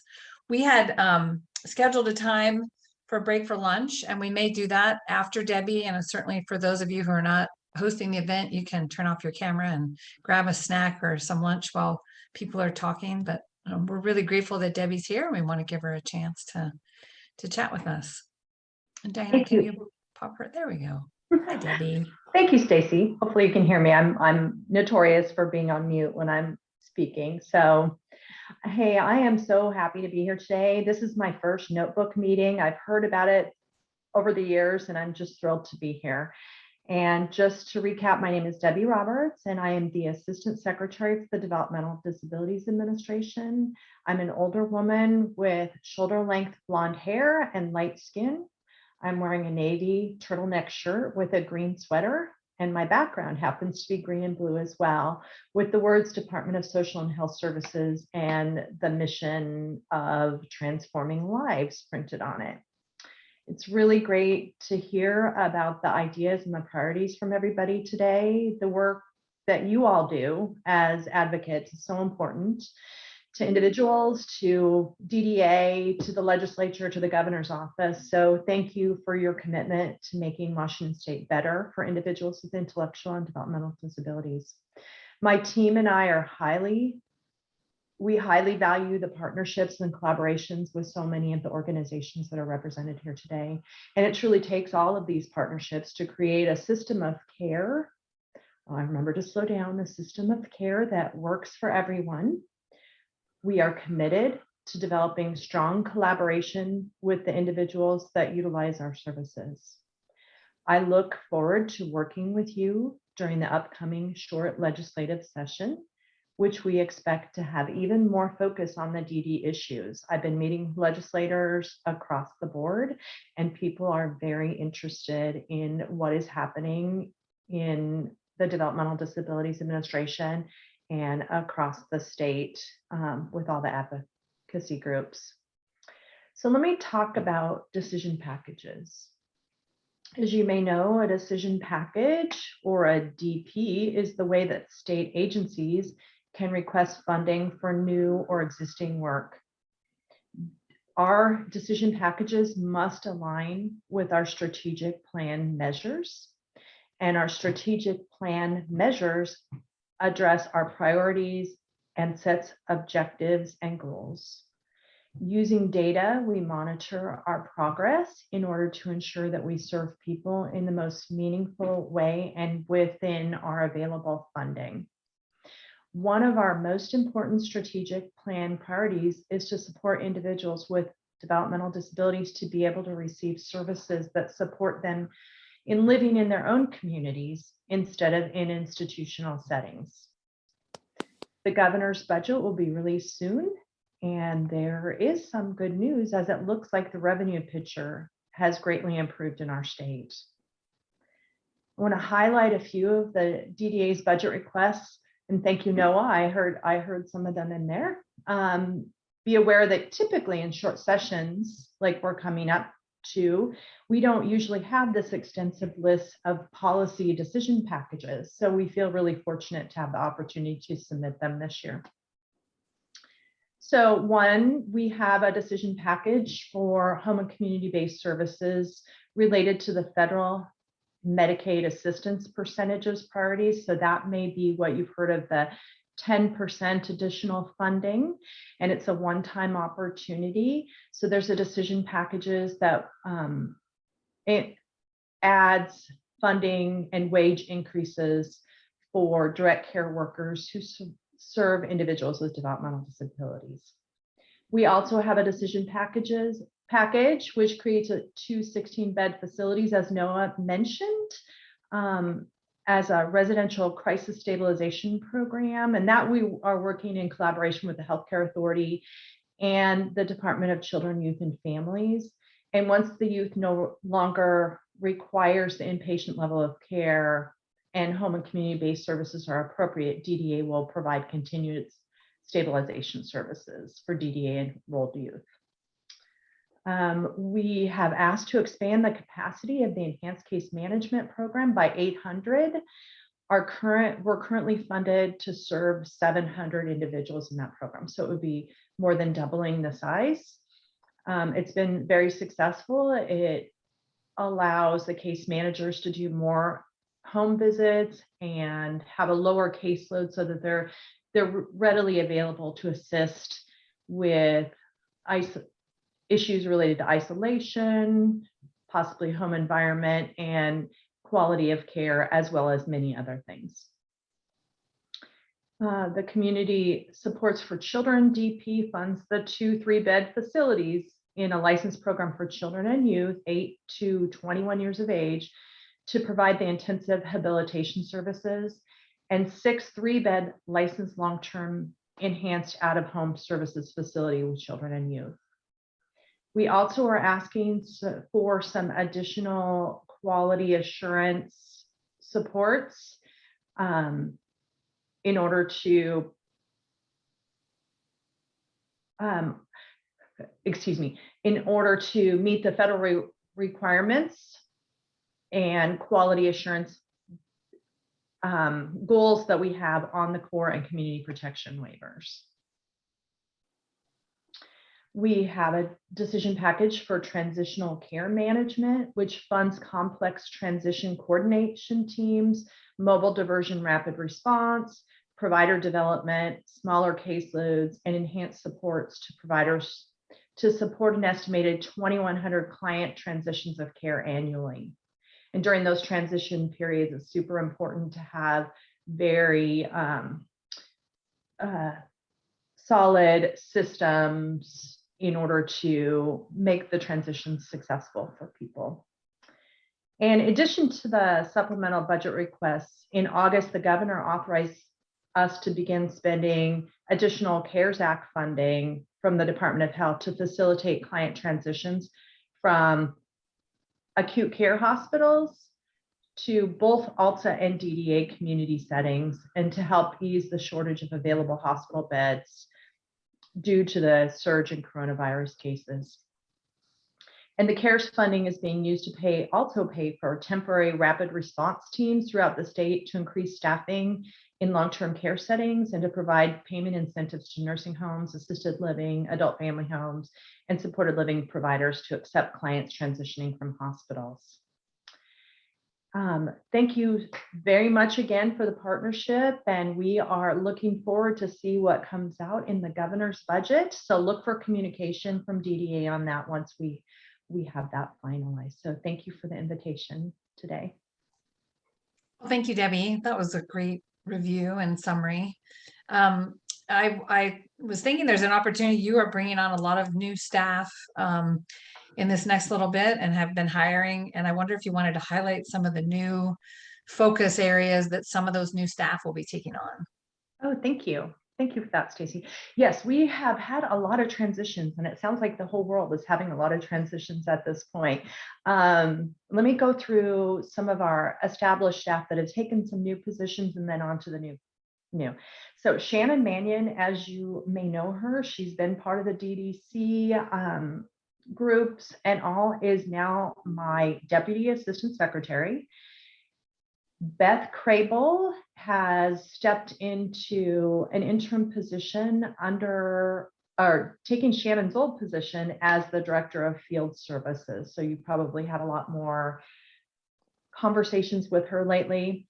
We also, because of some of the issues that have come about, we have hired a workforce development program manager who is just getting started, as well as a housing program manager. And those are two new positions that we have put funding behind in order to be able to help us research as well as get in front of some of these issues. Are there other positions, Stacey, that you're thinking about other than the workforce development and the housing? No, and I was thinking that you were maybe even going to host just a little time for people to hear more about, introduce those individuals. And if you're not planning that already, maybe with the DDC or others, we'd be happy to host that during the CAC as well. That's some important change.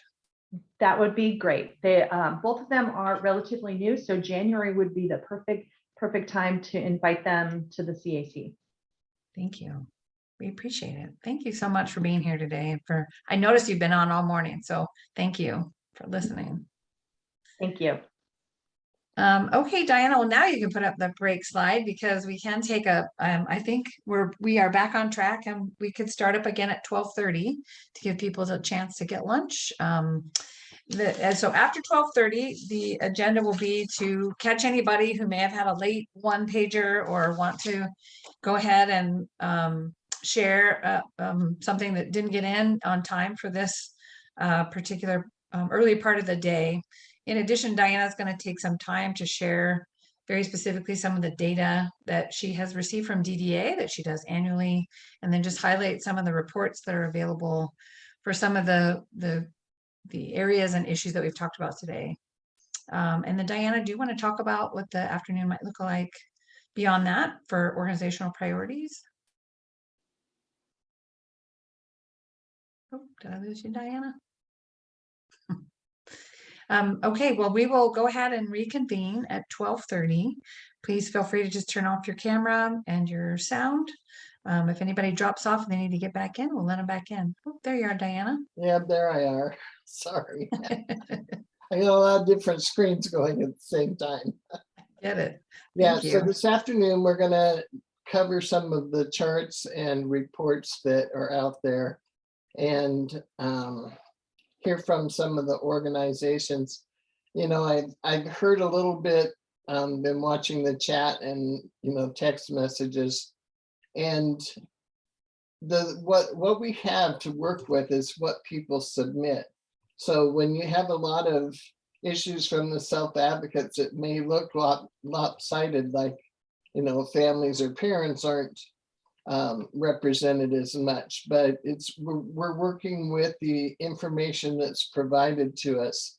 So if there are parent issues that people don't feel have been covered, you know, I'm hoping they'll bring those up later. Great. Okay, thank you so much. All right, well, cameras off and sound off, and we'll see everybody at 12:30 sharp.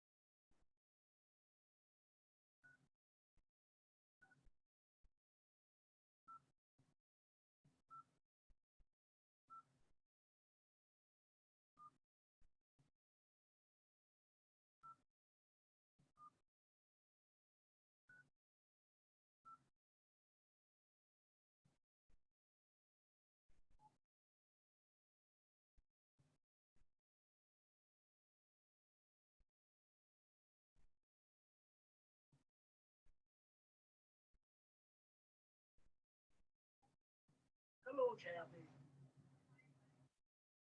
Pretty good. How about you? Oh. Oh. I was on it. I read to the notebook deal. It's doing good. Yeah. So it is. Go ahead.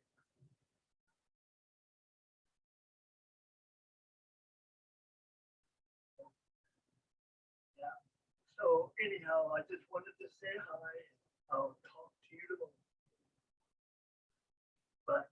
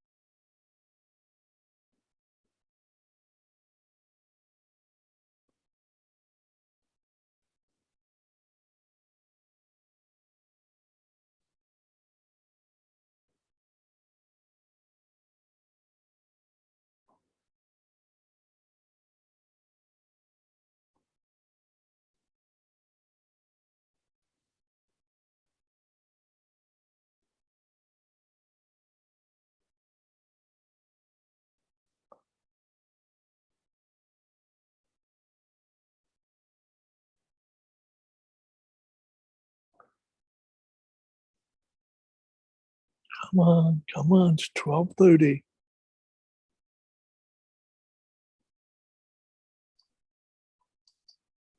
Yes, Mike, I'm here. It is almost 12:30. Hello, Diane. Hello, Michael. How are you I doing? like your room. I like your My background? yeah. How you been feeling? Pretty good? Much better, yeah. Good, I'm glad. I miss you. I know. COVID's been really bad in that we haven't been able to see each other. Yeah, I know.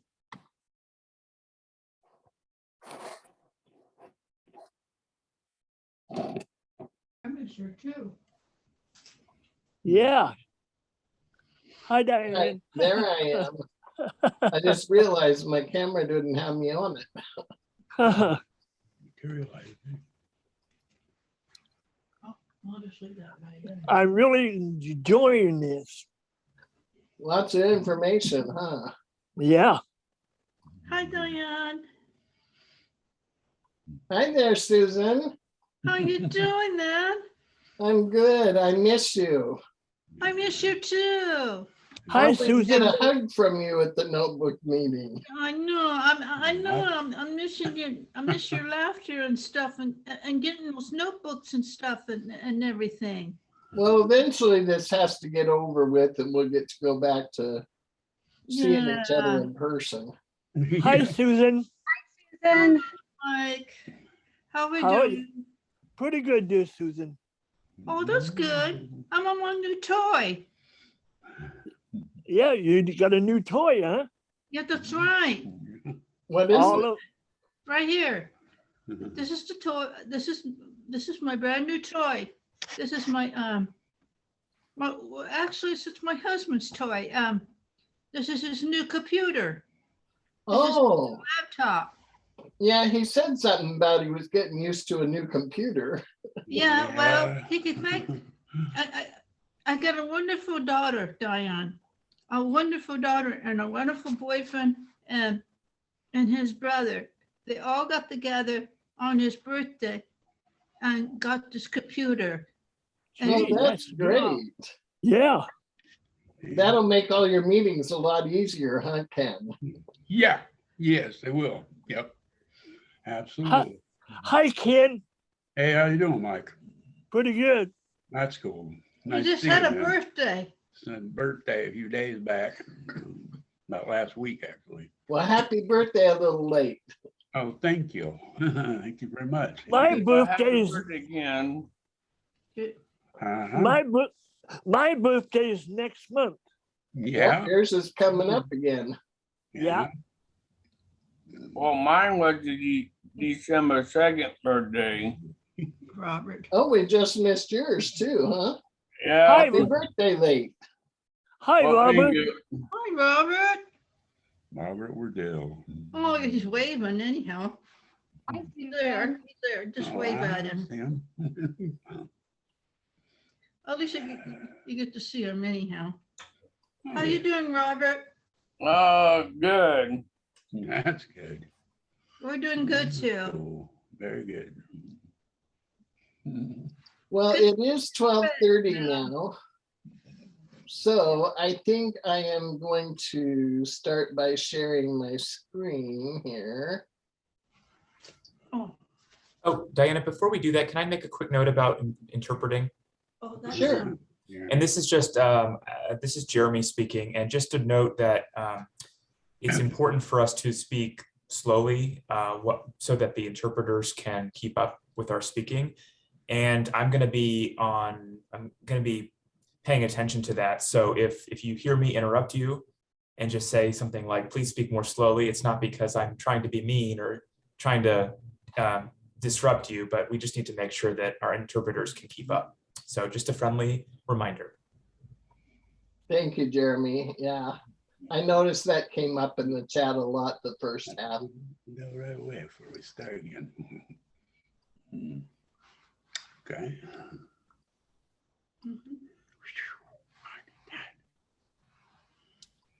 So we're going to start with the budget pages from the notebook. Can everybody see that okay? Yeah. Oh, Yep. Oh, yeah. Oh, yeah. Oh, yeah. So this is our typical chart that we have, the pie chart that shows where all the different money goes that DDA has. And you'll see 36% of it goes to community residential.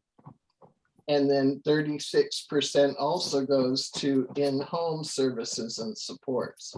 So those are the two biggest pieces. And then the RHCs get 11% of the budget.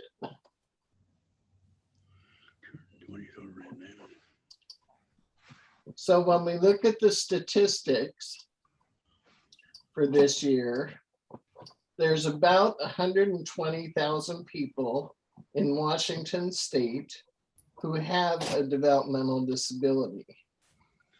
But not all of those people even know about the Developmental Disabilities Administration.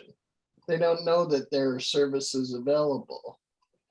And so almost 49,000 of that 120,000, which is less than half, actually are enrolled as clients with Developmental Disabilities Administration. Of that 49,000 people, about 36,000 actually get a service through DBA. And then almost 13,000 sit on the no paid services caseload with no services.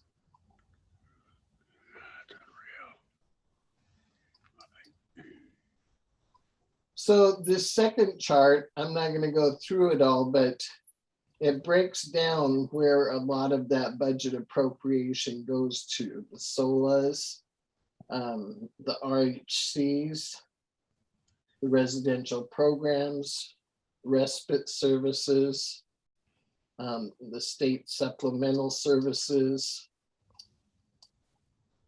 And so when you look at it for each biennium, you can see where the budget has been going up each year.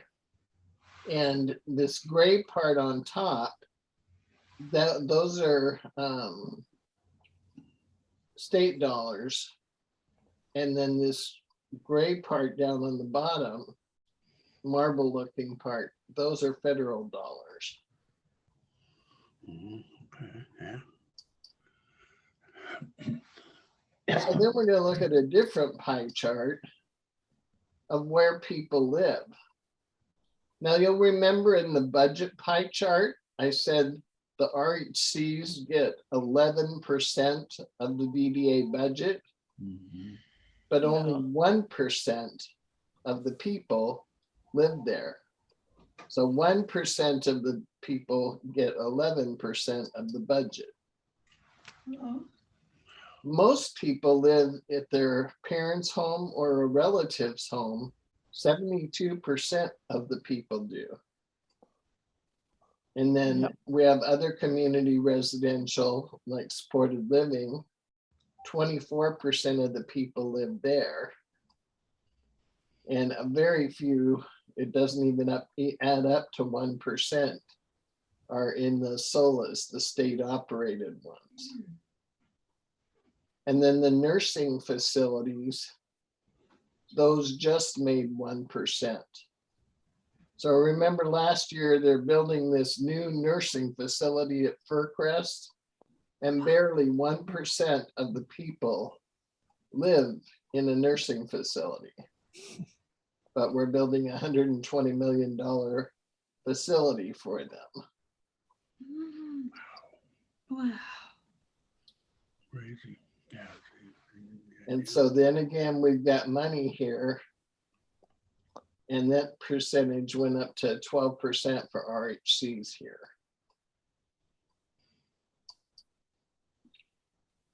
So these next charts are about eligibility, people that are eligible.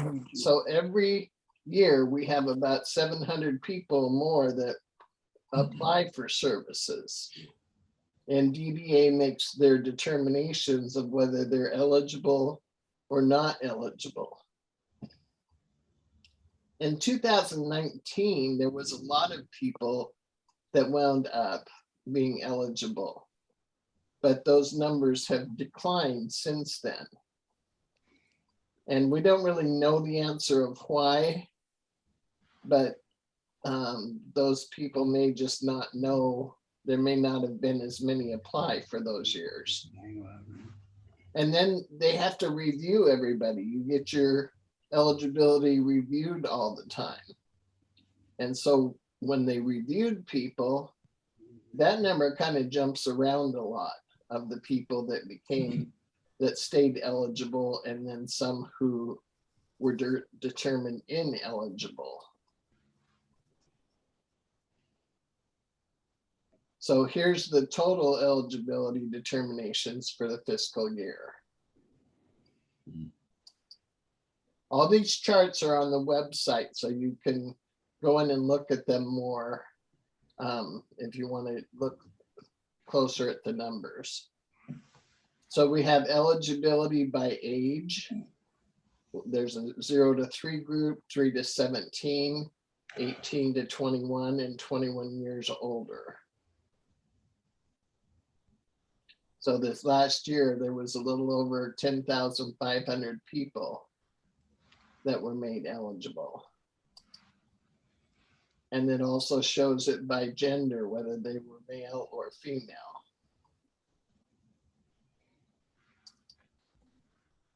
Then it also breaks it down by race and ethnicity. You've got the American and Alaska Native, Asian, Black and African American, Hispanic, white, Native Hawaiian or other Pacific Islander, and some of them they didn't report what their race was. And then it also breaks it down by disability, what type of disability they have. Autism, developmental delay, intellectual, cerebral palsy, maybe they have 2 disabilities or more.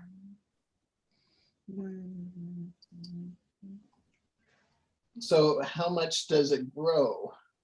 This shows every year how much the caseload has grown for paid services. Back in 2014, it was about 26,500.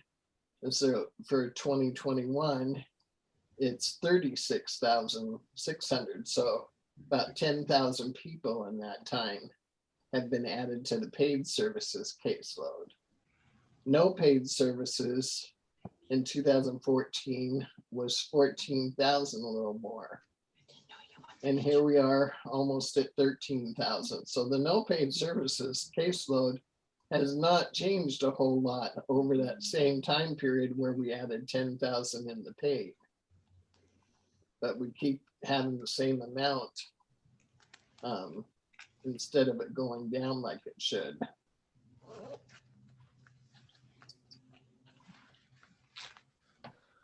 So we have the caseload growth rate by age. And then we got numbers as well as percentages in some of these. And here's enrolled clients, the caseload by ethnicity, and then also the out-of-home services. So something we've been seeing more of with the kids for out-of-home services, but we're seeing the numbers are going down a little bit every year.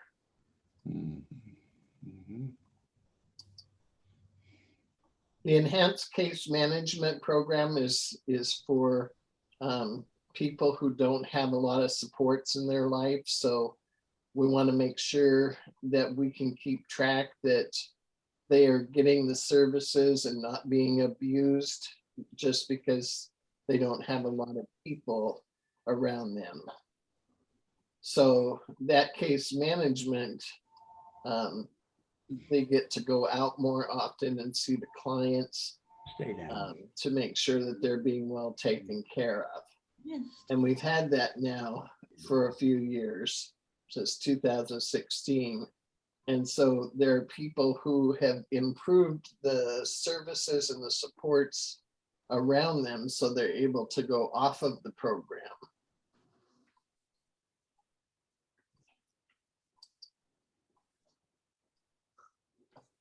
And so this shows all of the people who went off the program and what was the changes. They moved into some type of a residential.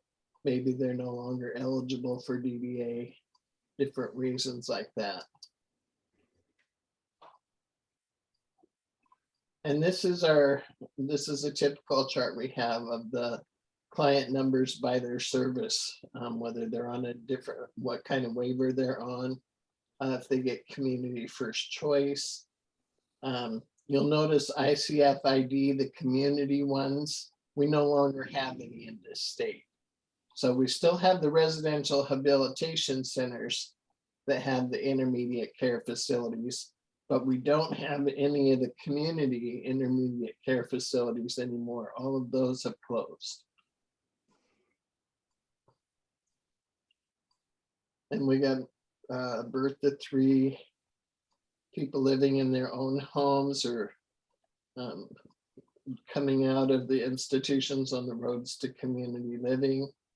And then we have 512 people left in the RHCs. So about 500 people left is all. We've got child development services for birth to 3, and this chart shows by county how many kids are in that program.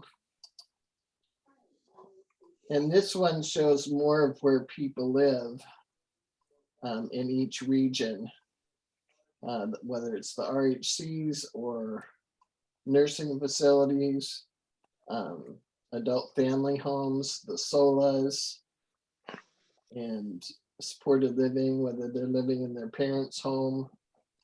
All of those are listed on this chart. This is the residential by county, so it's got a lot of numbers in this one. And the breakout for what each column is down here on the bottom.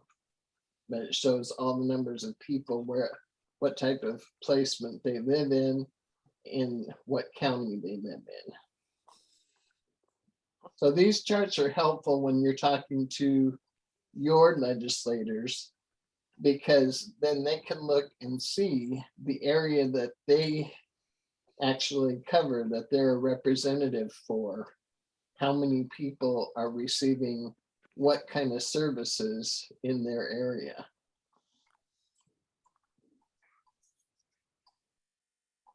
Okay, this one is sideways in here, but you can pull the chart up. It's kind of a continuation of some of the others, just puts it in a different type of a chart. And you'll see, again, the most people live in the parents' home, the big long line on the top. This is another one that's good for legislators because it shows the counties. Now, this particular chart, the first one, is people who are enrolled as a client of DDA. So if they're enrolled, they're counted in these numbers here in the different counties, how many children versus how many adults. Then the next map is the paid and no paid services caseloads.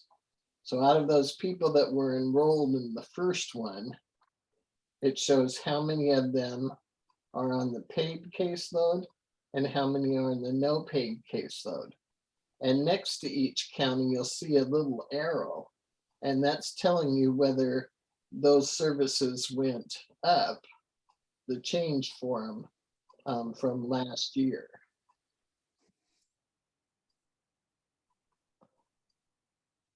And then whether people who are on the paid services caseload, if they get Medicaid, if they're enrolled in Medicaid, if they get EBT for their food benefits, that information is on this chart.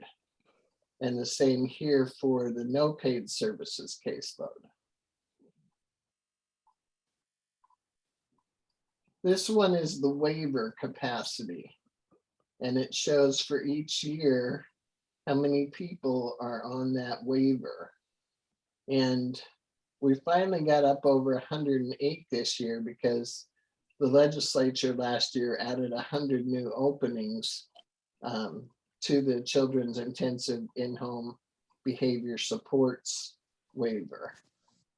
And so we're hoping that we can fill up that waiver, get more kids on there, because that helps children who are in crisis in their home and provides a wraparound team so that families can learn how to help their son or daughter and hopefully be able to keep them at home.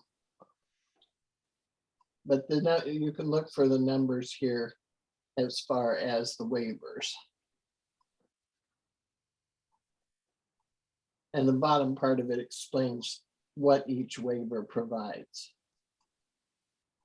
And so then again, we can go by counties, so you can share this with your legislators of which waiver has how many people on it in each county.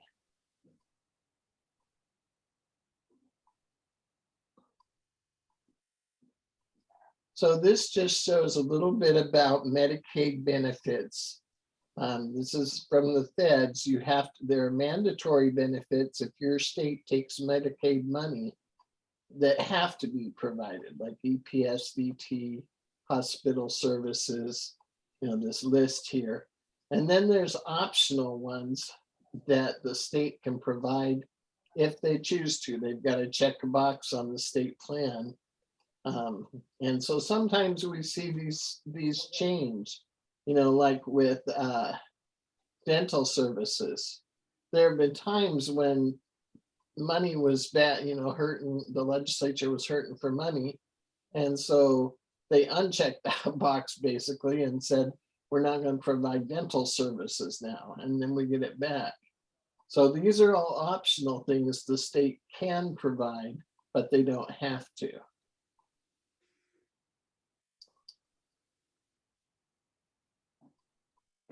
And again, here's the waivers.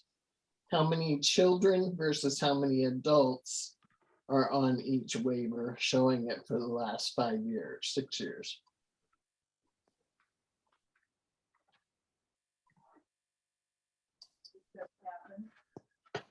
And here's how much is spent per person on the waivers, the different waivers. You'll see here's all of the different waivers, how much is spent there, and the monthly caseload, how many people are getting those services on that waiver. And then here's the expenditures for the RHCs for their monthly cost and annual cost here. And you'll see that these numbers are quite a bit more than getting waiver services. Use yourself. What do you want to do? Yeah. Okay, then just tell them goodbye and close it. So the DVA clients that are on the no paid services caseload, they have to know that they have to request to be put on a wait list for one of these waivers. And most of the people sitting on the no paid services caseload don't realize they need to request to be put on one of these waiver request lists. But of the ones who do, and now remember, we got like 14,000 people on the no paid services. We've got 327 who have asked for an individual and family services waiver and 112 for basic plus. So the waiver, okay, I see Linda's asking about what is a waiver. A waiver means that in our state, you have a right, you have an entitlement to be placed in a residential rehabilitation center, which is our state institution. But the vast majority of people with developmental disabilities do not want to live in an RHC. And so in the 1980s, the federal government said, well, we know it's cheaper to give you the services in the community. So if you want to waive your right to the RHC, give it away and say, I'll take my services in the community But I know that that is not an entitlement. So those services could go away. But most people would rather say, I'll take the community services and be able to live at home or in whatever setting in the community you want to. So you're basically just waiving your right to the entitlement of an institution because you don't want to be there, and saying instead, I'll take my services in the community. It'll cost the state less, but there's always a chance, first of all, that you have to get into the waiver if there's an opening. And like this last year, when we were looking at such a crisis in the state budget because of COVID, there was talk of cutting eligibility, and a lot of people would have lost their waiver services because they were not an entitlement.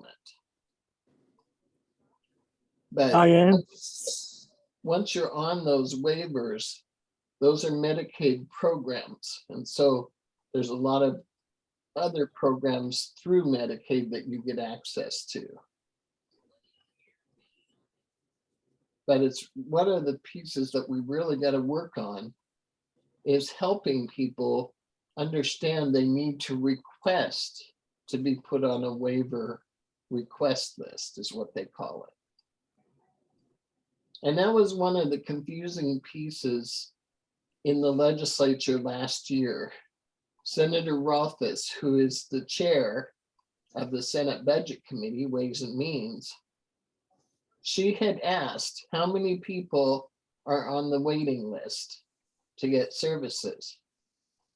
And when she asked that question from DDA, they gave her the numbers for the request list, which you can see is quite small compared to the 14,000 people that are on the no paid services caseload, which is the actual waiting list.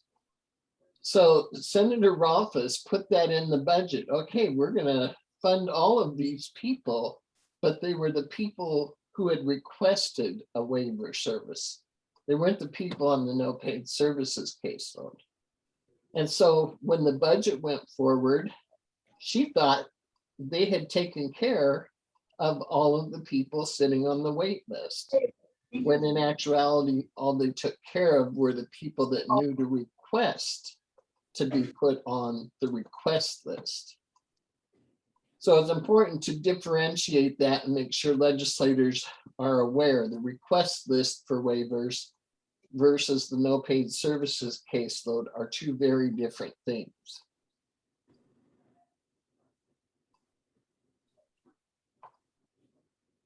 Diane, Yes. I've got to go because I got a meeting that I have to go to. Okay, Mike. Well, thank you for coming. Okay. Talk to you later. Okay. Bye. And so these were people that have on the paid services caseload asked to be put on the waiver request list, but were denied because there was no room on it. And again, you'll still see the numbers are not very high. It's an education piece that we really need to work on.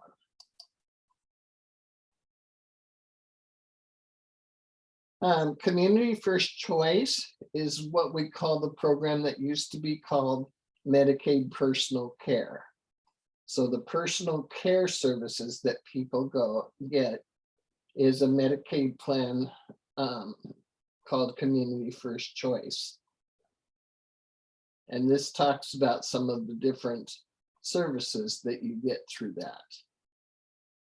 And so here's a chart that shows for kids under 18, 67% get Community First Choice plus the individual and family services waiver. And then it's giving you the just Community First Choice is 26%.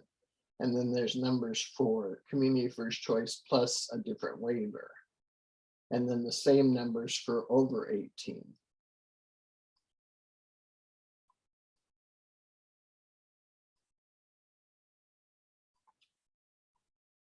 So the state supplementary payment is something the state has to do every year. They're required to for a certain number of people who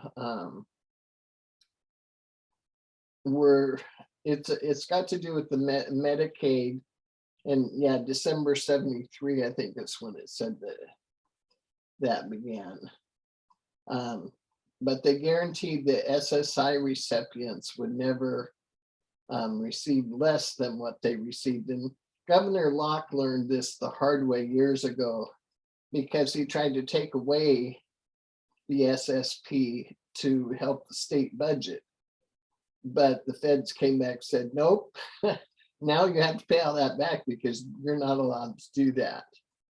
But SSP is currently closed to new enrollees. So it only applies to people who are grandfathered into that right now. But it means that instead of getting services on a waiver, the individual and family services waiver, they get cash instead, but it's a much smaller amount than they would get through the waiver.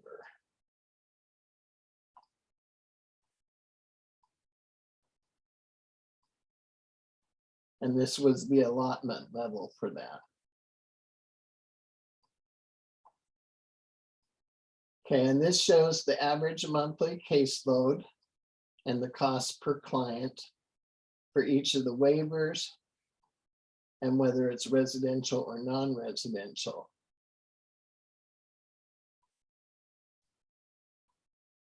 And then here's by each residential setting, the cost for it.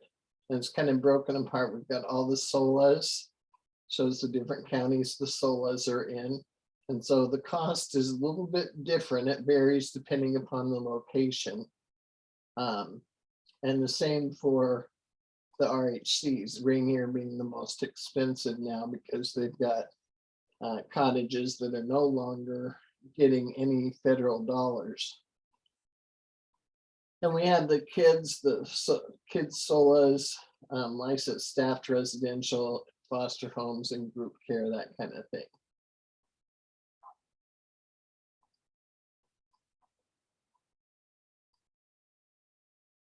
Okay, and so I'm going to stop sharing for a second. This is the first half of the charts, and I shall pick up the second half.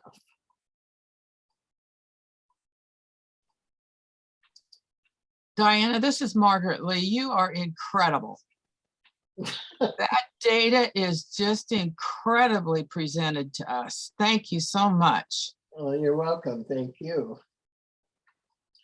So now we're going to move into transition and employment. And so, whoops, sorry, I've got an alarm going off. So transition grads, we track it through the years. They can estimate how many students are going to be graduating each year. And so they break this out by county, so you can again take this to your legislators to show them the graduates for your area. And you'll see that there's a history here back to 2015 of how many graduates for each year.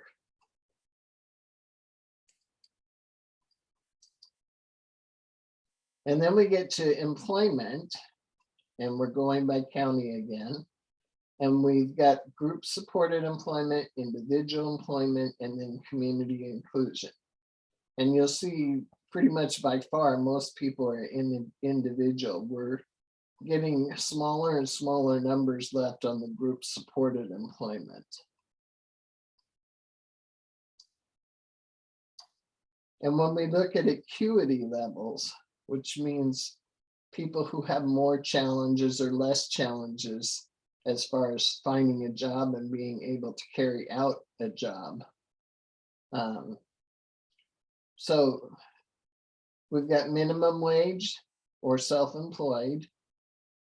People with high acuity, we've got over 1,000 people, over 1,200 people that are getting minimum wage. And some of them are still looking for a job or don't have any wages. And then those that are in sub-minimum wage, which we know is phasing out based on the legislation that passed. Those certificates are in the process of going away.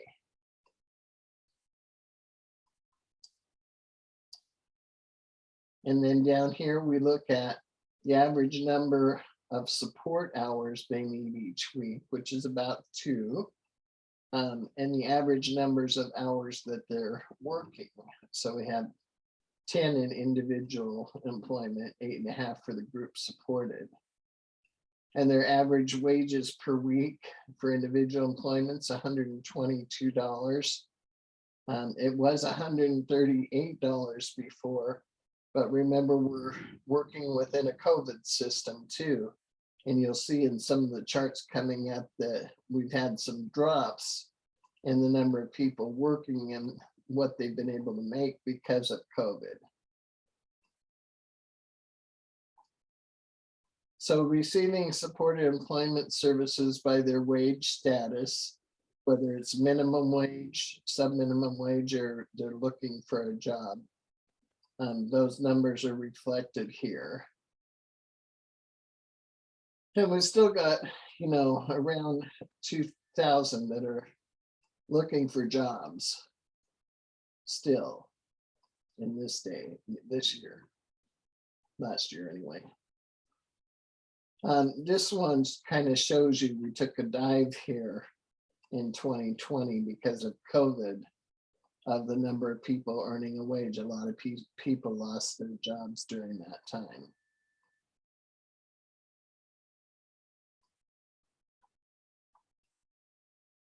Okay, now we're going to go on to community residential.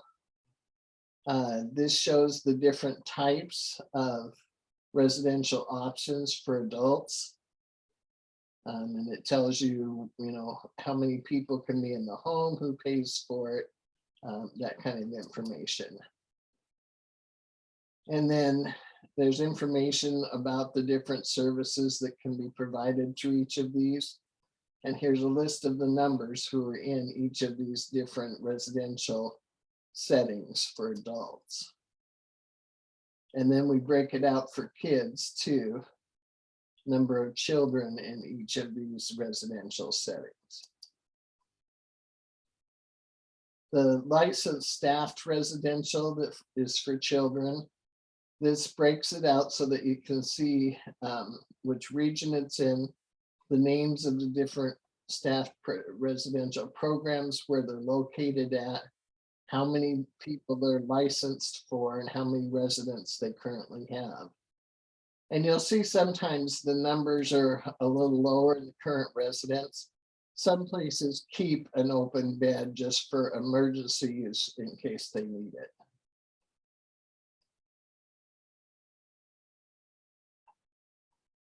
Okay, and we're going to look at COVID numbers. This information is all from DVA, and going by county of these different types of home, companion homes, group homes, you know, licensed staffed residential. The number of positive clients, the number of positive staff, and how many deaths there were for both clients and staff.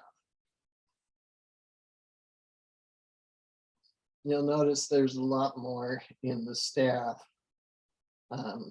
as far as getting COVID. And I think that's because we had a lot of, you know, people, staff members who didn't want to get vaccinated. And we also have staff who travel from one place to another because they have more than one job. And so if they get COVID, they're spreading it to other places, whereas the clients don't go anywhere, or not as much as the staff does. And we got supported living.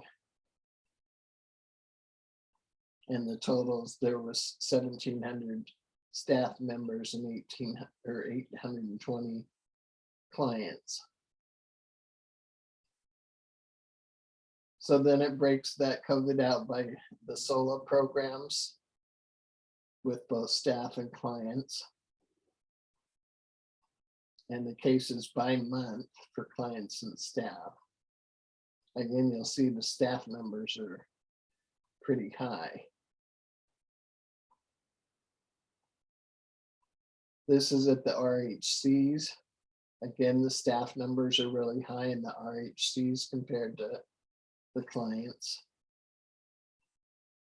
And then it breaks it out to each individual RHC, the numbers of clients and staff.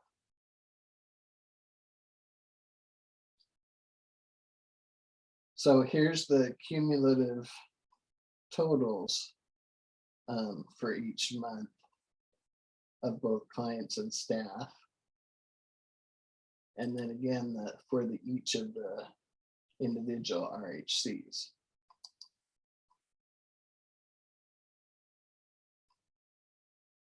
So supported living, we've kept this chart in here for a while. Community residential providers or supported living providers do the same exact work that SOLA providers do. And yet the wages are very different. Then we move on to the roads to community living. And you'll see this is the program Roads to Community Living that the federal government provides that gives a 75% match instead of 50% match for services for people leaving the RHC to move to the community. And so you'll see all the different numbers for moving from either the RHC or a community nursing facility. And some come from some other places that still use the RCO money. This was a new chart that we got in here this year. Guardianship status of the clients who live in the RHCs. 97% in Yakima Valley have a guardian. And you'll see it's up in the 90s for all of them.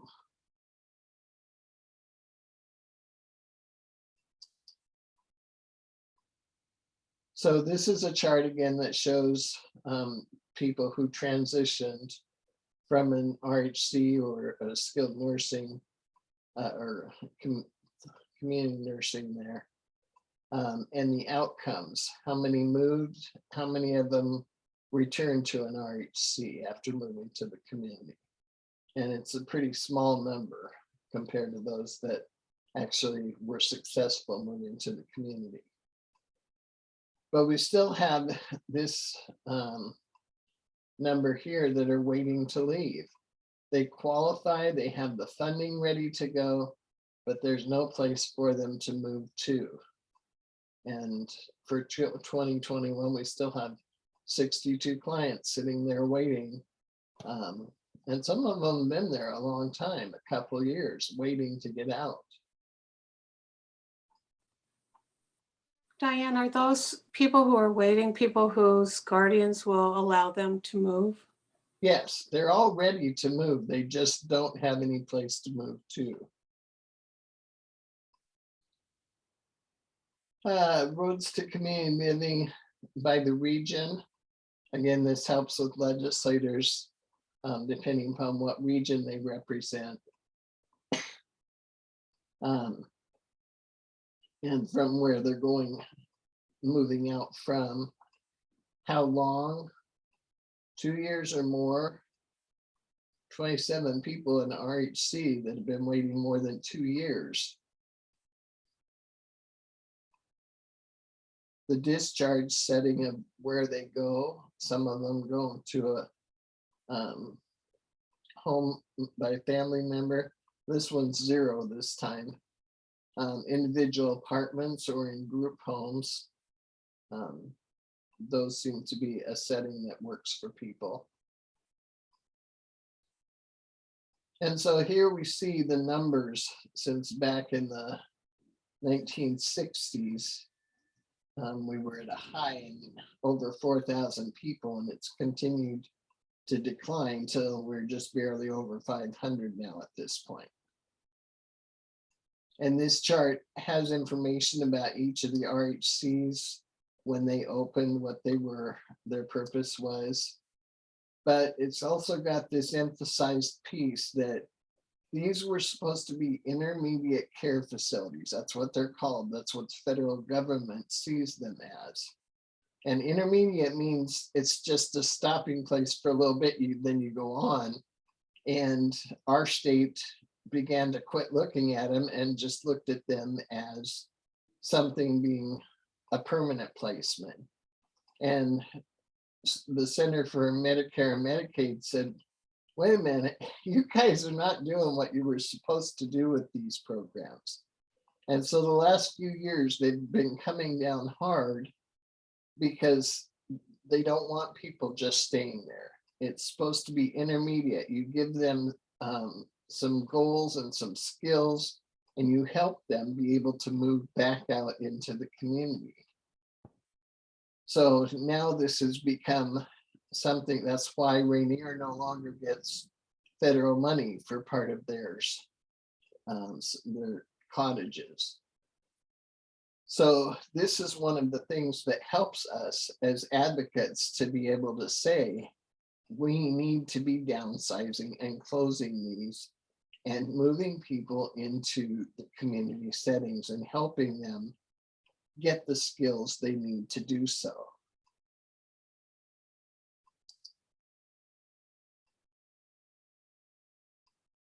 So this is a chart that legislators love to see. I don't know how many times I've been told that.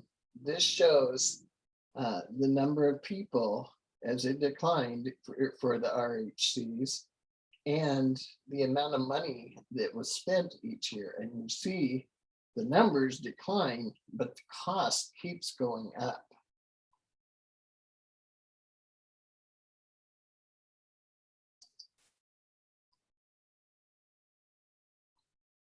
This again shows over the years since 2013, the number of long-term clients and then the average daily cost going up.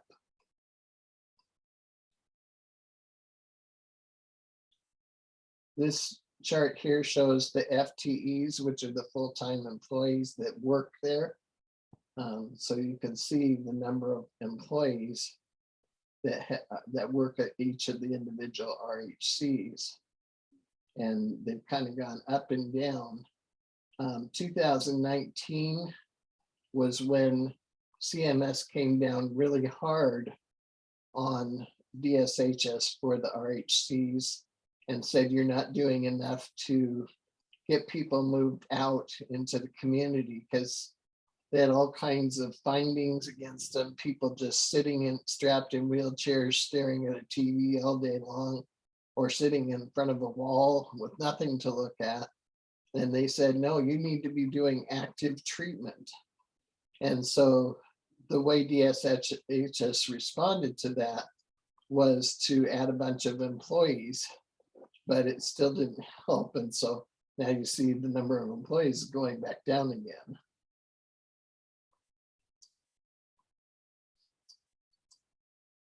So we have the RHCs are also used for respite or emergency treatment. Sometimes it's planned and people plan, I'm gonna have my son or daughter there for a week so I can get a break for the year. So those are planned stays. And then there's emergent stays where someone's in crisis and they go to an RHC placement. So this shows the number of planned and emergency placements per year. And this one here breaks it down by month.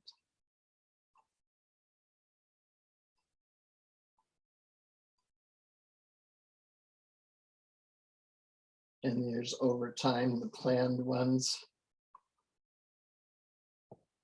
And Yakima Valley is the one that's used the most for planned stays.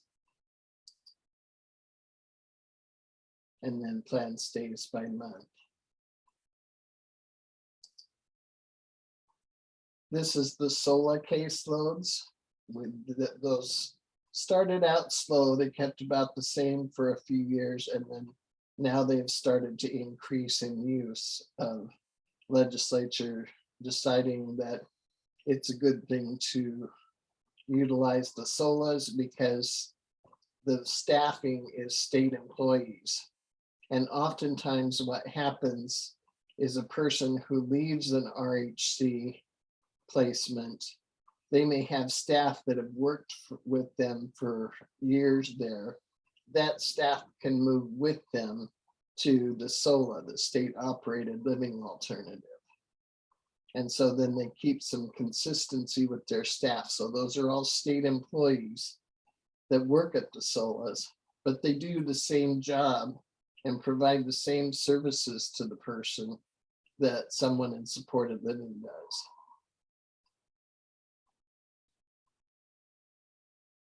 And so this is the annual cost per client for the SOLAs.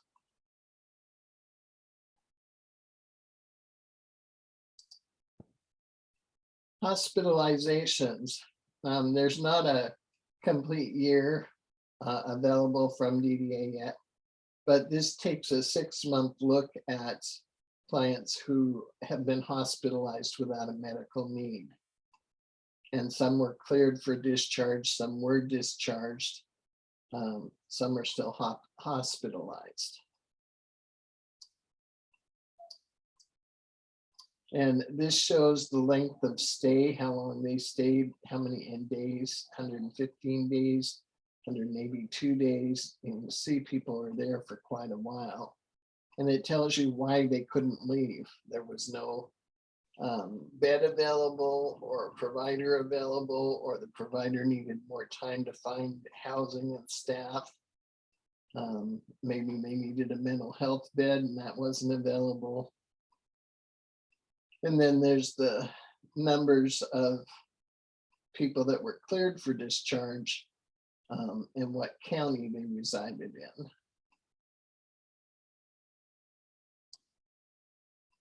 in. And these are where they discharged to, what kind of a residential setting that they went to.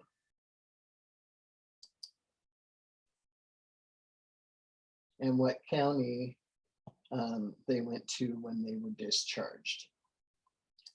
And this wraps up our charts. Thanks, Diana. That's amazing as usual. You do such a good job going through a lot of information. I noticed a couple of questions in the chat that we may not have gotten to. One is we used to keep a chart on for those who are living at home with their parents, what the age of their caregivers may be. Do we still have a chart like that? The age of their caregiver. So for aging caregivers, we used to have an ability to identify, you know, for caregivers who are over the age of 75 that have DD eligible and the person is living at home, you know, 100. Yeah, we haven't had that chart for a couple of years, but I can check with Beth and see if we can get that, and then I'll add it. It'll go on to the website. Yeah. If I can get that. We should definitely do that. And then I think Lance was asking in the category of around eligibility in determining how many people were eligible. Did that include people who were denied but then became re-eligible? Insurance Unlimited. Hi, it's Beth Ann again. So I'm going to go, here's what I wanted to do is I wanted to go ahead and put it on the. Yeah, I'm going to mute you, Beth Ann. I did it for you, Beth Ann. It's okay. Okay. Can I ask the question a little bit differently? Sure. So we know that there are those ages where people have to go through re-eligibility during their life. Do you think that eligibility data numbers that you showed include those that are going through re-eligibility that were already eligible? There were two charts there. One of them shows new eligibility. The second one is for reassessment in that eligibility. Thank you very much. Okay. Other questions I didn't catch?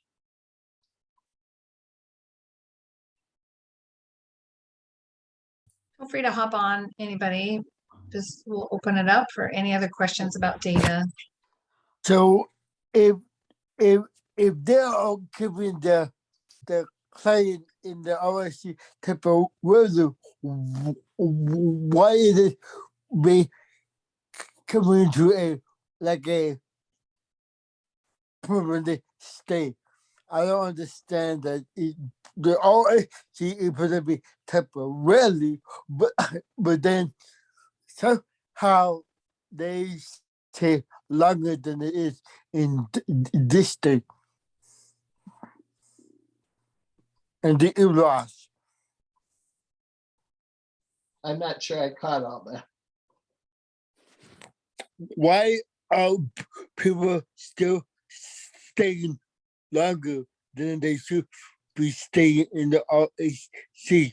Why are they staying longer in the RHC than they should be? Yeah. Well, part of it is the housing. There's not enough housing out there. So that's why there's 62 people still sitting in there waiting. They have them funding through the Roads to Community Living. They have the approval, their guardian or whoever is behind them moving out, but there's no place for them to move to. Supported living has a hard time finding staffing, as well as finding a placement, the actual housing for them to be in. Solos are the same way. The solos have to be built, get a place, an actual physical place before they can move the person out. And that's the biggest barrier of why people are sitting there waiting, is there's just no place for them to move to. Scott, I see your hand up. Do you want to chime in? Sure. I had put it in the chat earlier. And I think what you said is true for a number of people, but there are a number of people who've been referred out that providers arrange for a place for them to move to and have everything set up, and then they change their mind. I know our agency has had 2 clients referred twice each, and both times they changed their mind. I've talked to other providers, they're seeing the same thing. So I think there are a number that say they're interested, but then once they're presented with the option, choose to stay. And I bet they're part of that 60-some that you're saying. Oh, that's good to know. Thank you. And Scott, do you have a sense of those individuals?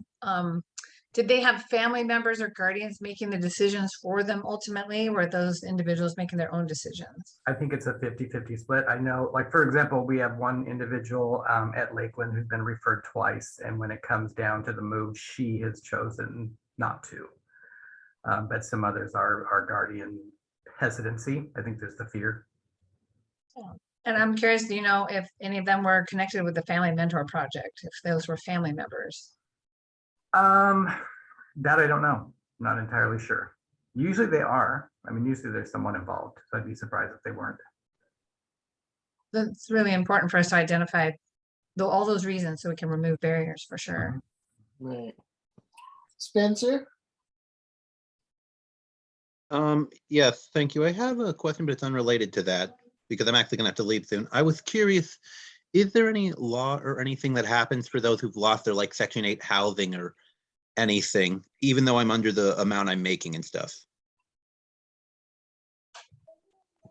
For Section 8 housing so that you don't lose it? Is that what you're asking? What I'm saying is if basically, I know if you go over a certain budget, you lose Section 8 coverage. But what I'm saying is I'm under the budget, but what happened is in the past, my group home screwed up in financial stuff and then they terminated me and then I tried to get back and the higher ups wouldn't allow me to get it back. I'm wondering if there's a law for any situation if this happens to disabled people where they're under the budget. I'm not sure that there's a law, but those kind of situations, I've often heard that people go to their legislator and the legislator will get involved and be able to talk to whatever agency and try and straighten it out for you. And because you're a legislator. Okay, because it was quite a few years ago when I lost it and my DDA person tried and for some reason they wouldn't give it back when I was trying to talk to the higher ups with my DDA case manager. Yeah, that they don't hold a lot of weight, and not like a legislator does. So then I'm gonna have to talk to my person in my area then. I know who to talk to then. I got to talk to Mr. Solomons. Thank you. Yeah. Thanks, Spencer. Dinah, there's another question in the chat. Do we keep other charts on DVR outcomes? Have we ever pulled any of that information? Not a lot. I mean, there's some there. I think with COVID, our amount of information is a little slimmer. I'm hoping that will go up. But we have less because we used to have, the pre-vocational stuff, which we no longer have. We had charts on that kind of thing, but that program is gone. So we haven't got those charts in here anymore. If there's specific things on employment charts that someone wants to see, if they email me that, then I can go look for the information. And then we have Noah with his hand up. Monica, I think, is first. Oh, sorry. On my unmute button. I just had a question about the number that you said 1,195 clients have a documented service request that's been denied due to lack of capacity for the waiver services. Do you know if that is across a year's time, or what's the time period from that? Is that like a point in time thing, or is that everyone that's requested within the past year? I believe that's the year, for 1 year. Okay. Okay, thanks. Okay, Noah. Hi, yeah, I wanted to hit on a few points that you mentioned. One was the age of caregivers, and I think that's something that we talk about a lot, is that like the caregiving population is getting older. I think that chart would be really helpful. I know our office has worked with a few folks their parents have either passed away or their parents can no longer provide care for them, and then transitioning to other services is taking a long time, like sometimes up to months, then finding like an adult family home or supported living. So I think that crisis has been bubbling for a little bit, and maybe it's like coming more to a head. And then also I wanted to mention the data around people entering the hospitals. Right now it's being tracked on people coming from supported living or SORLAs or institutions, but that doesn't get the whole picture, because there's people who say are in with a residential provider and then go home for like a week or a couple of days and then go to the hospital because their family just can't provide that level of care. So we're missing the whole picture in that data. And then the last thing I wanted to mention is, Diana, how you were saying that the institution is the entitlement. We're also seeing people who are asking to go to the institutions being denied. And that's because the institutions don't have the staffing and can't provide that level of care, both like short-term and long-term, which I know is not something we tend to advocate for, people going to institutions in like this group setting, but is also something that's being denied. So like that entitlement is also not there right now. So the safety net is not that safety net as they say it is. That's true. Thank you, Noah. Kyle. Yeah, I have just a quick deal regarding our institution. Why is CMS still forwarding some money, but then they said that's enough, and then the state is doing a bandage effect? To me, that's what it is going on, is the state is providing a bandage effect so they can keep them up and running when they well known that the community service is a lot better. And we can provide better services, and we can expand that for people that need that care into convalescent centers or nursing facilities that can take them in better than in a big facility that like sounds like jail. Yeah, well, the thing is that as advocates, it's our job to point out to legislators, hey, look at Rainier. You guys used to get federal money. It used to be the state only paid for half the cost and the feds paid the other half. But here, because it's so screwed up, we're now paying the full amount.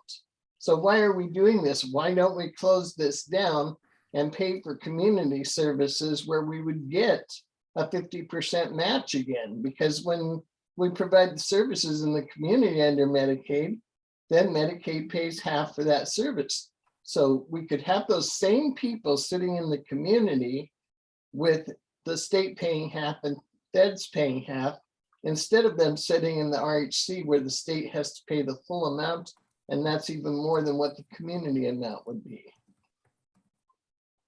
Thanks, Kyle, for bringing that up. You're quite welcome, because it's, to me, it's like saying it's been going on ongoing, and I've heard this thing ongoing saying that it's the state. It's the feds have done their good job, but when they go in and do an assessment and or a inspection and they see all these things that are going wrong, is that now this, like Rainier, as you all know, is the state is saying that we're going to go ahead and bail you out, like do a bailout effect. Yeah. When that should be true, is saying, hey, we know that the data is there and we know that the options are out there, that, hey, SOLAs work, nursing facilities work, and other care and supportive living facilities work, instead of putting them into like a home, an area where it's confined. And they got more, and the folks got more choices. Yeah. Okay, well, we're going to jump over to the reports. A lot of these reports are from last year, so I'm not going to go over them.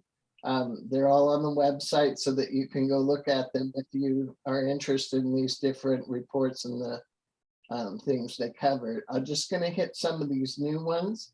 The sub-minimum wage certificates. Senate Bill 5284 passed, and so they were told that they needed to do a report and look at that. So that report is now on there. The Preventing Harassment, Abuse, and Discrimination for long-term care workers. That was what we called the Had It Bill originally. That report is now finished too, from ESSSB 6205. So you can go read that report now about the outcome from there. Allies in Advocacy, they did a community discussions report. And so that's a lot of self-advocates that shared some information about the community discussions they were having. So you can read that report. The Office of the Education Ombuds has their annual report on here. So you can see that. The National Autism Indicators Report is new for 2021. And so you can read that one. And then the Washington State Independent Living Council, building a case for a DAFN coordinator. And I've forgotten now what that stood for. I have to go back and look. It's got to do with emergency management, which is something people, disaster and emergency planning for people with disabilities is really an important issue. So you can go read that report as well. So you'll see that also on there is the virtual advocacy days. You can, see the whole schedule of what's coming up. And I'll find that one there. See the advocacy day schedule, and it's all revolving around the North Star project. We highlighted 7 of the 8 groups that are in that, and one of them, the systems accessibility, is kind of part of all of them. So we'll have an advocacy day that covers each of those. So now we're going to go to the legislative priorities for community organizations, at least the ones that submitted one. Usually there are others, but I didn't get them in time, or I didn't get them. So CEA, is Courtney or Karen around that you would like to talk about your priorities? Diana, hi, this is Karen Williams from CEA and Trillium Employment Services. I'm not sure if Courtney is still on, but I can save time for everybody and just sharing that both of these were discussed earlier. So if you want to save time, we can skip, it's the Transition Collaborative, improving transition services across the state, building off a 2018 legislative request, and then the rate increase for providers to keep delivering quality services. Okay, so if you want to see the full information from CEA, that is there on the website then that you can look at. Thanks, Diana. Community homes, oops, that one you have to download. But I think that, is Kathy still on? Kathy, Yes, and I would say that it's the same as the issue around the bill implementing the recommendations of the stakeholder group for adult family homes, and as well as we support other issues around housing in general, investments. Okay. And then this one is from CRSA. Scott, did you want to add anything to it? I don't think so. I mean, it's pretty much what I reviewed in the morning, that we're looking at the, you know, low funding, low wages, turnover we're seeing, and asking for an 18% increase to get to $18 per hour to start. So. Okay. And Sale, Ivanova, are you still on? I'm still here. Hi. Okay, so this is the self-advocates and leadership on your legislative agenda. Is there anything that you wanted to add aside from the pages that you did earlier? No, this is it. This is our legislative agenda. Okay, thank you. We're still supportive and involved with the North Star, and we are supportive also of the proposal that was talked about today. I thought it was really good. Okay, good. And Washington State Developmental Disabilities Council. Jeremy, are you still on? Yep, I'm here. Is there anything you want to highlight off of your legislative priorities? No, I think, you know, everything that we covered earlier is good for today. And of course, folks can contact Adrian or me if they have any questions about any of that. And lastly, I have the Parent Coalition one. I'm just gonna do that so I can pull it up for you. So Sandy. Beth Ann, Debbie, and Michelle. Oh, okay. So Beth Ann, are you there? I'm right here. I have my microphone off appropriately this time. I apologize for earlier. Haven't done that in a long time. So apologize to everybody. I want to thank you for the opportunity to share the statewide Parent Coalition legislative priorities with you today. These priorities were developed by parents and families across the state in order to identify, when I'm speaking too fast. Okay, in order to identify the supports and services needed for their sons and daughters to be equitably engaged and included in the community. As we've been hearing from everyone else today, having everyone included and active in our communities is just a really strong message that we all want to bring forward. Without these supports, many individuals with IDD and their families are experiencing isolation, they're being excluded, they're impoverished, and they're in crisis. So we bring these priorities forward to you to let you know these are the things that are so essential for our families here in Washington. And we know that 72% of all individuals live at home with their families, and the services and supports they need are incredibly important. The first one that we have on the list today matches many others, is caseload forecasting to ensure that those that need services receive them. Increase aggregate dollars in the DDA waiver services to cover the multiple services that continue to be offered. And then I'll give it to you, Debbie. Thank you. We would like to fund 20 to 30 hours a week of community involvement for every individual, including a combination of employment, adult day health, community inclusion, recreational programs, volunteer opportunities, active day programs, groups of interest, clubs, and organizations and other services that are available in our communities, and not one of these instead of another. They need to all be together. Individuals with IDD have the right to a full and meaningful life in the settings that they choose.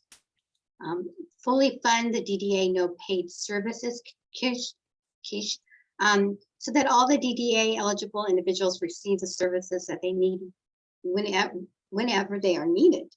DDA should add supervision and safety supports into their assessment and be fully funded. That is one that we've heard a lot of requests about. Hey, Debbie, sorry to interrupt, but there's a note from the interpreter to just slow Slow down. down. We all know I talk very fast.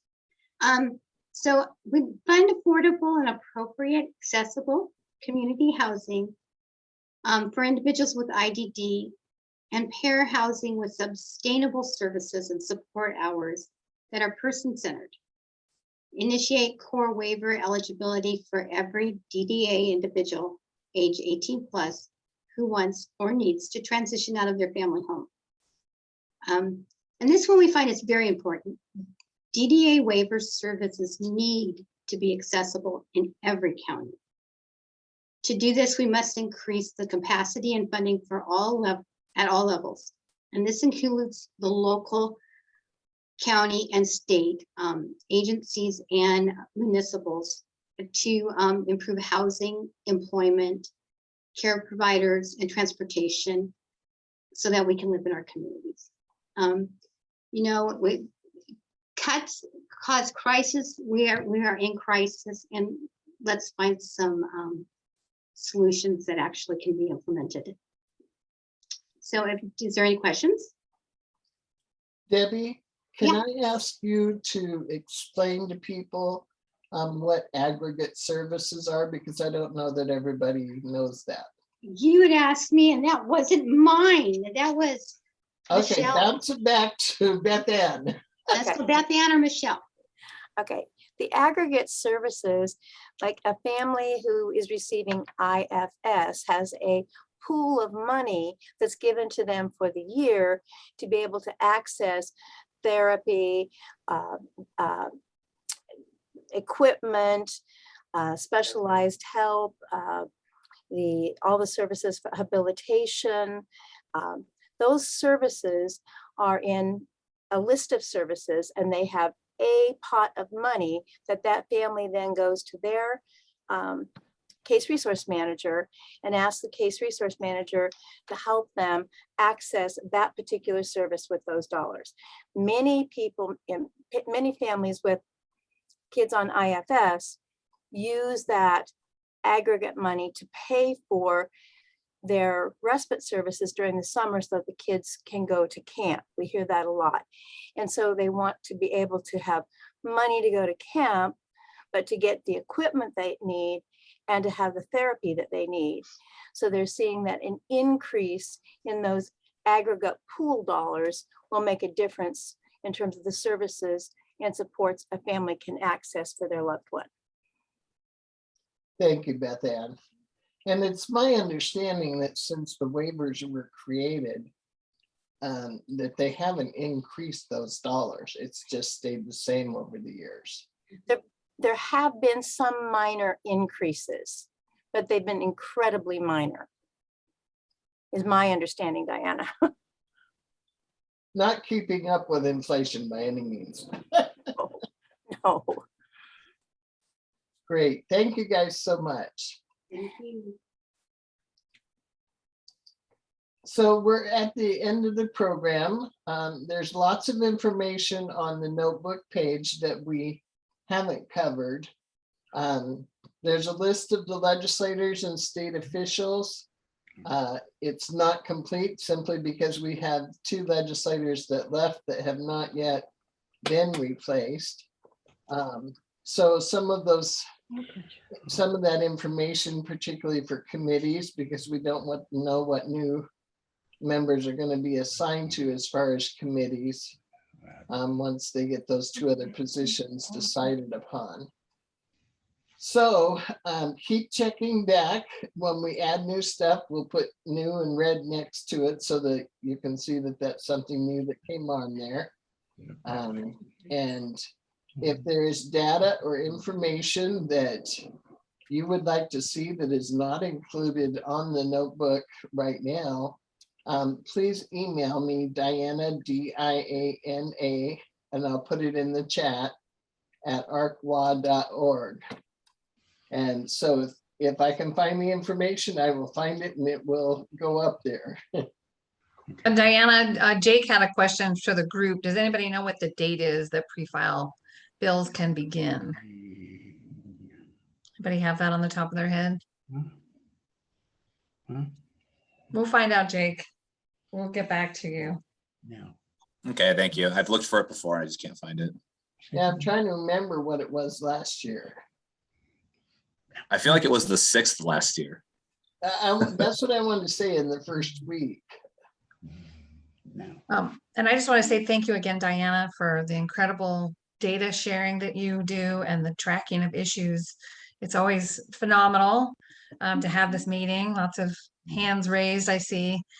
We are about 15 minutes early from the 2 o'clock time, and we do still have time if anybody did not get their one pager in or wanted to add an issue that they're going to be working on and haven't developed a one pager yet.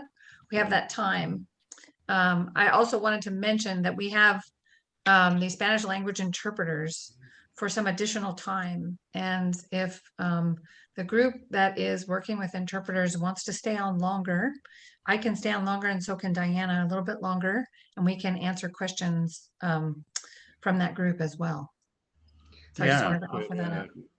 Could we speak? I noticed that you said we care and I didn't get any one pagers. Is there something you guys are going to be working on?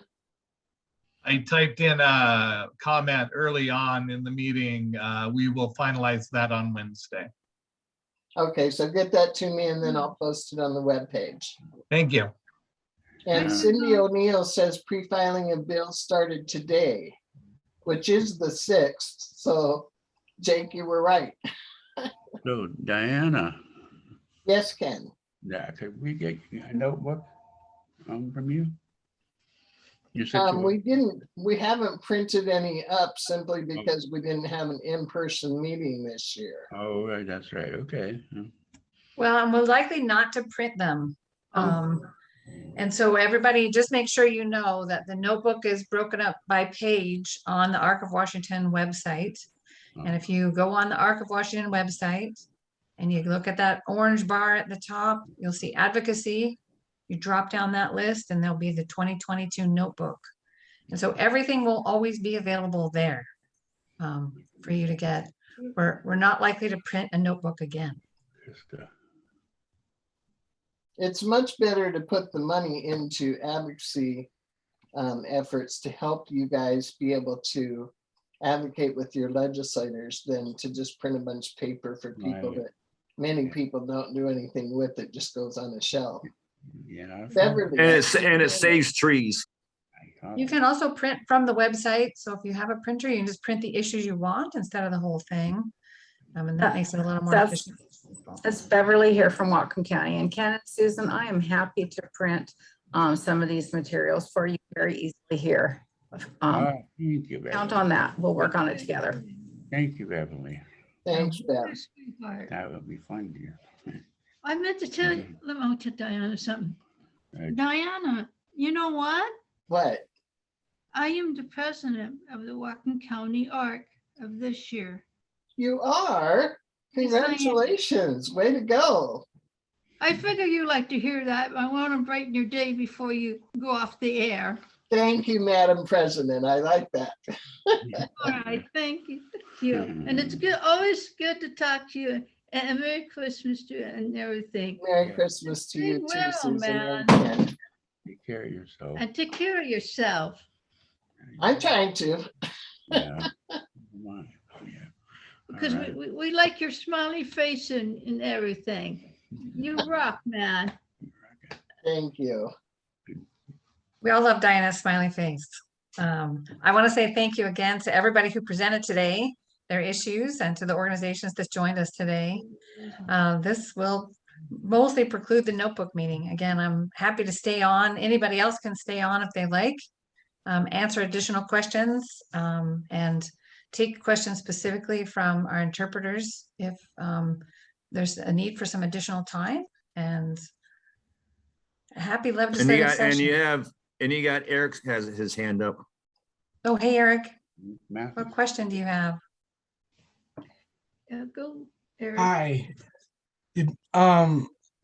I just wanna, it's not much of a question, but I wanna say great job to the Arco Washington for putting this together, and Diane, great advocacy, networking, facilitating and doing this with your team. I'm really glad that you put this all together. That's really awesome. Thank you. Eric. And if Jeremy is still online, you're awesome. You'll be missed, but you'll always be around for us to give you a hard time and wanting to wish you a happy holidays and all that great stuff. So thank you Eric. for Means a your lot. hard work. Thanks, Eric. You're expecting, Jeremy, since you're gonna be a Washington State resident, that you're still gonna be involved. You can't, you can leave our issues in a community, but it never leaves you. Well, and I want you to know, Jeremy, that PC2 knows that you live in Pierce County. So Pierce County is looking for some really wonderful help with advocacy moving forward. So we welcome you to Pierce County. Thank you. Tacoma's my home. Love it. Thanks, Beth Ann. Jeremy, hi, Susan. this is Who's that? Susan. Hey, Susan. We're sure gonna miss you, Jeremy. I mean, you know, you're really fun, you know? We always like your smiley faces and always give not good information, and I learn a lot from you and Thank you. everything. And thank you. And you have a wonderful holiday and everything. You know, And good luck with your future pursuits. and good luck and everything. Thank you, Susan and Ken. Yeah. Hey, Amanda and Linda, our interpreters, I just want to thank you again too for putting up with our fast talking ways and trying to stay tight on a timeline, which makes everybody speed up. You're wonderful. We really appreciate it. Do you have any questions from the Spanish language group that you want to send our way? I had to say that, sorry. All right. Appreciate that. Well, I'm just pausing because I can see Amanda's interpreting. Linda is. Stacy, can you call me? I want to ask you something. Sure, Courtney. Happy to. Okay, well, I'm not hearing any questions in particular from Linda or Amanda. So thank you very much, everybody. And I hope you have a great rest of your week. And have a wonderful holiday. Have a holiday.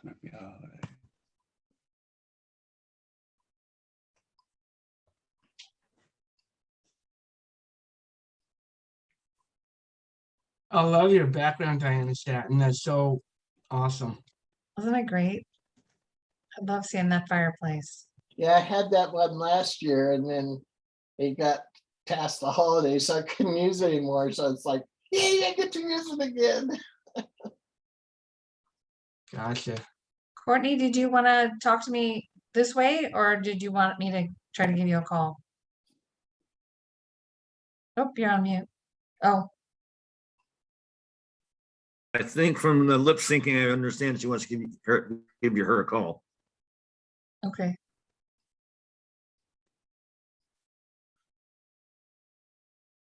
Okay, yeah, Courtney's off mute. Yeah, I just want you to call me because there's a question I want to ask you. Okay. Sounds great.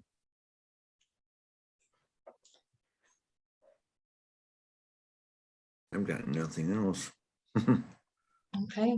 Well, Diana, should we just go ahead and hit end? Yep, I think we'll close it out for today, but thank you everybody for participating and being part of this. Oh, I have one question, Diane. Are we still shooting for the 29th to try to have a little bit in person or now, or is it everything going to be virtual? Everything's gonna be virtual. We were gonna try and have an in-person reception, but the Capitol campus canceled all of the events in the Columbia room. So we aren't allowed to do it now. Okay, what about the rally? Well, that's That I even don't though that's know. out. That's something Okay. Sean's organizing, so you'd have to check with him. Okay, because I heard that because most everything's virtual, we're trying to do a hybrid and for the folks that can make it down there or there's a health reason, some people won't. So that's, And it'll I'm just depend curious. upon whether the legislature opens and allows it. Yeah. Okay, I heard that too, Kyle. I think that Shut Them Down is still aiming for January 26th for in-person for a rally. And that'll probably be something that they talk about all the way up until the 26th.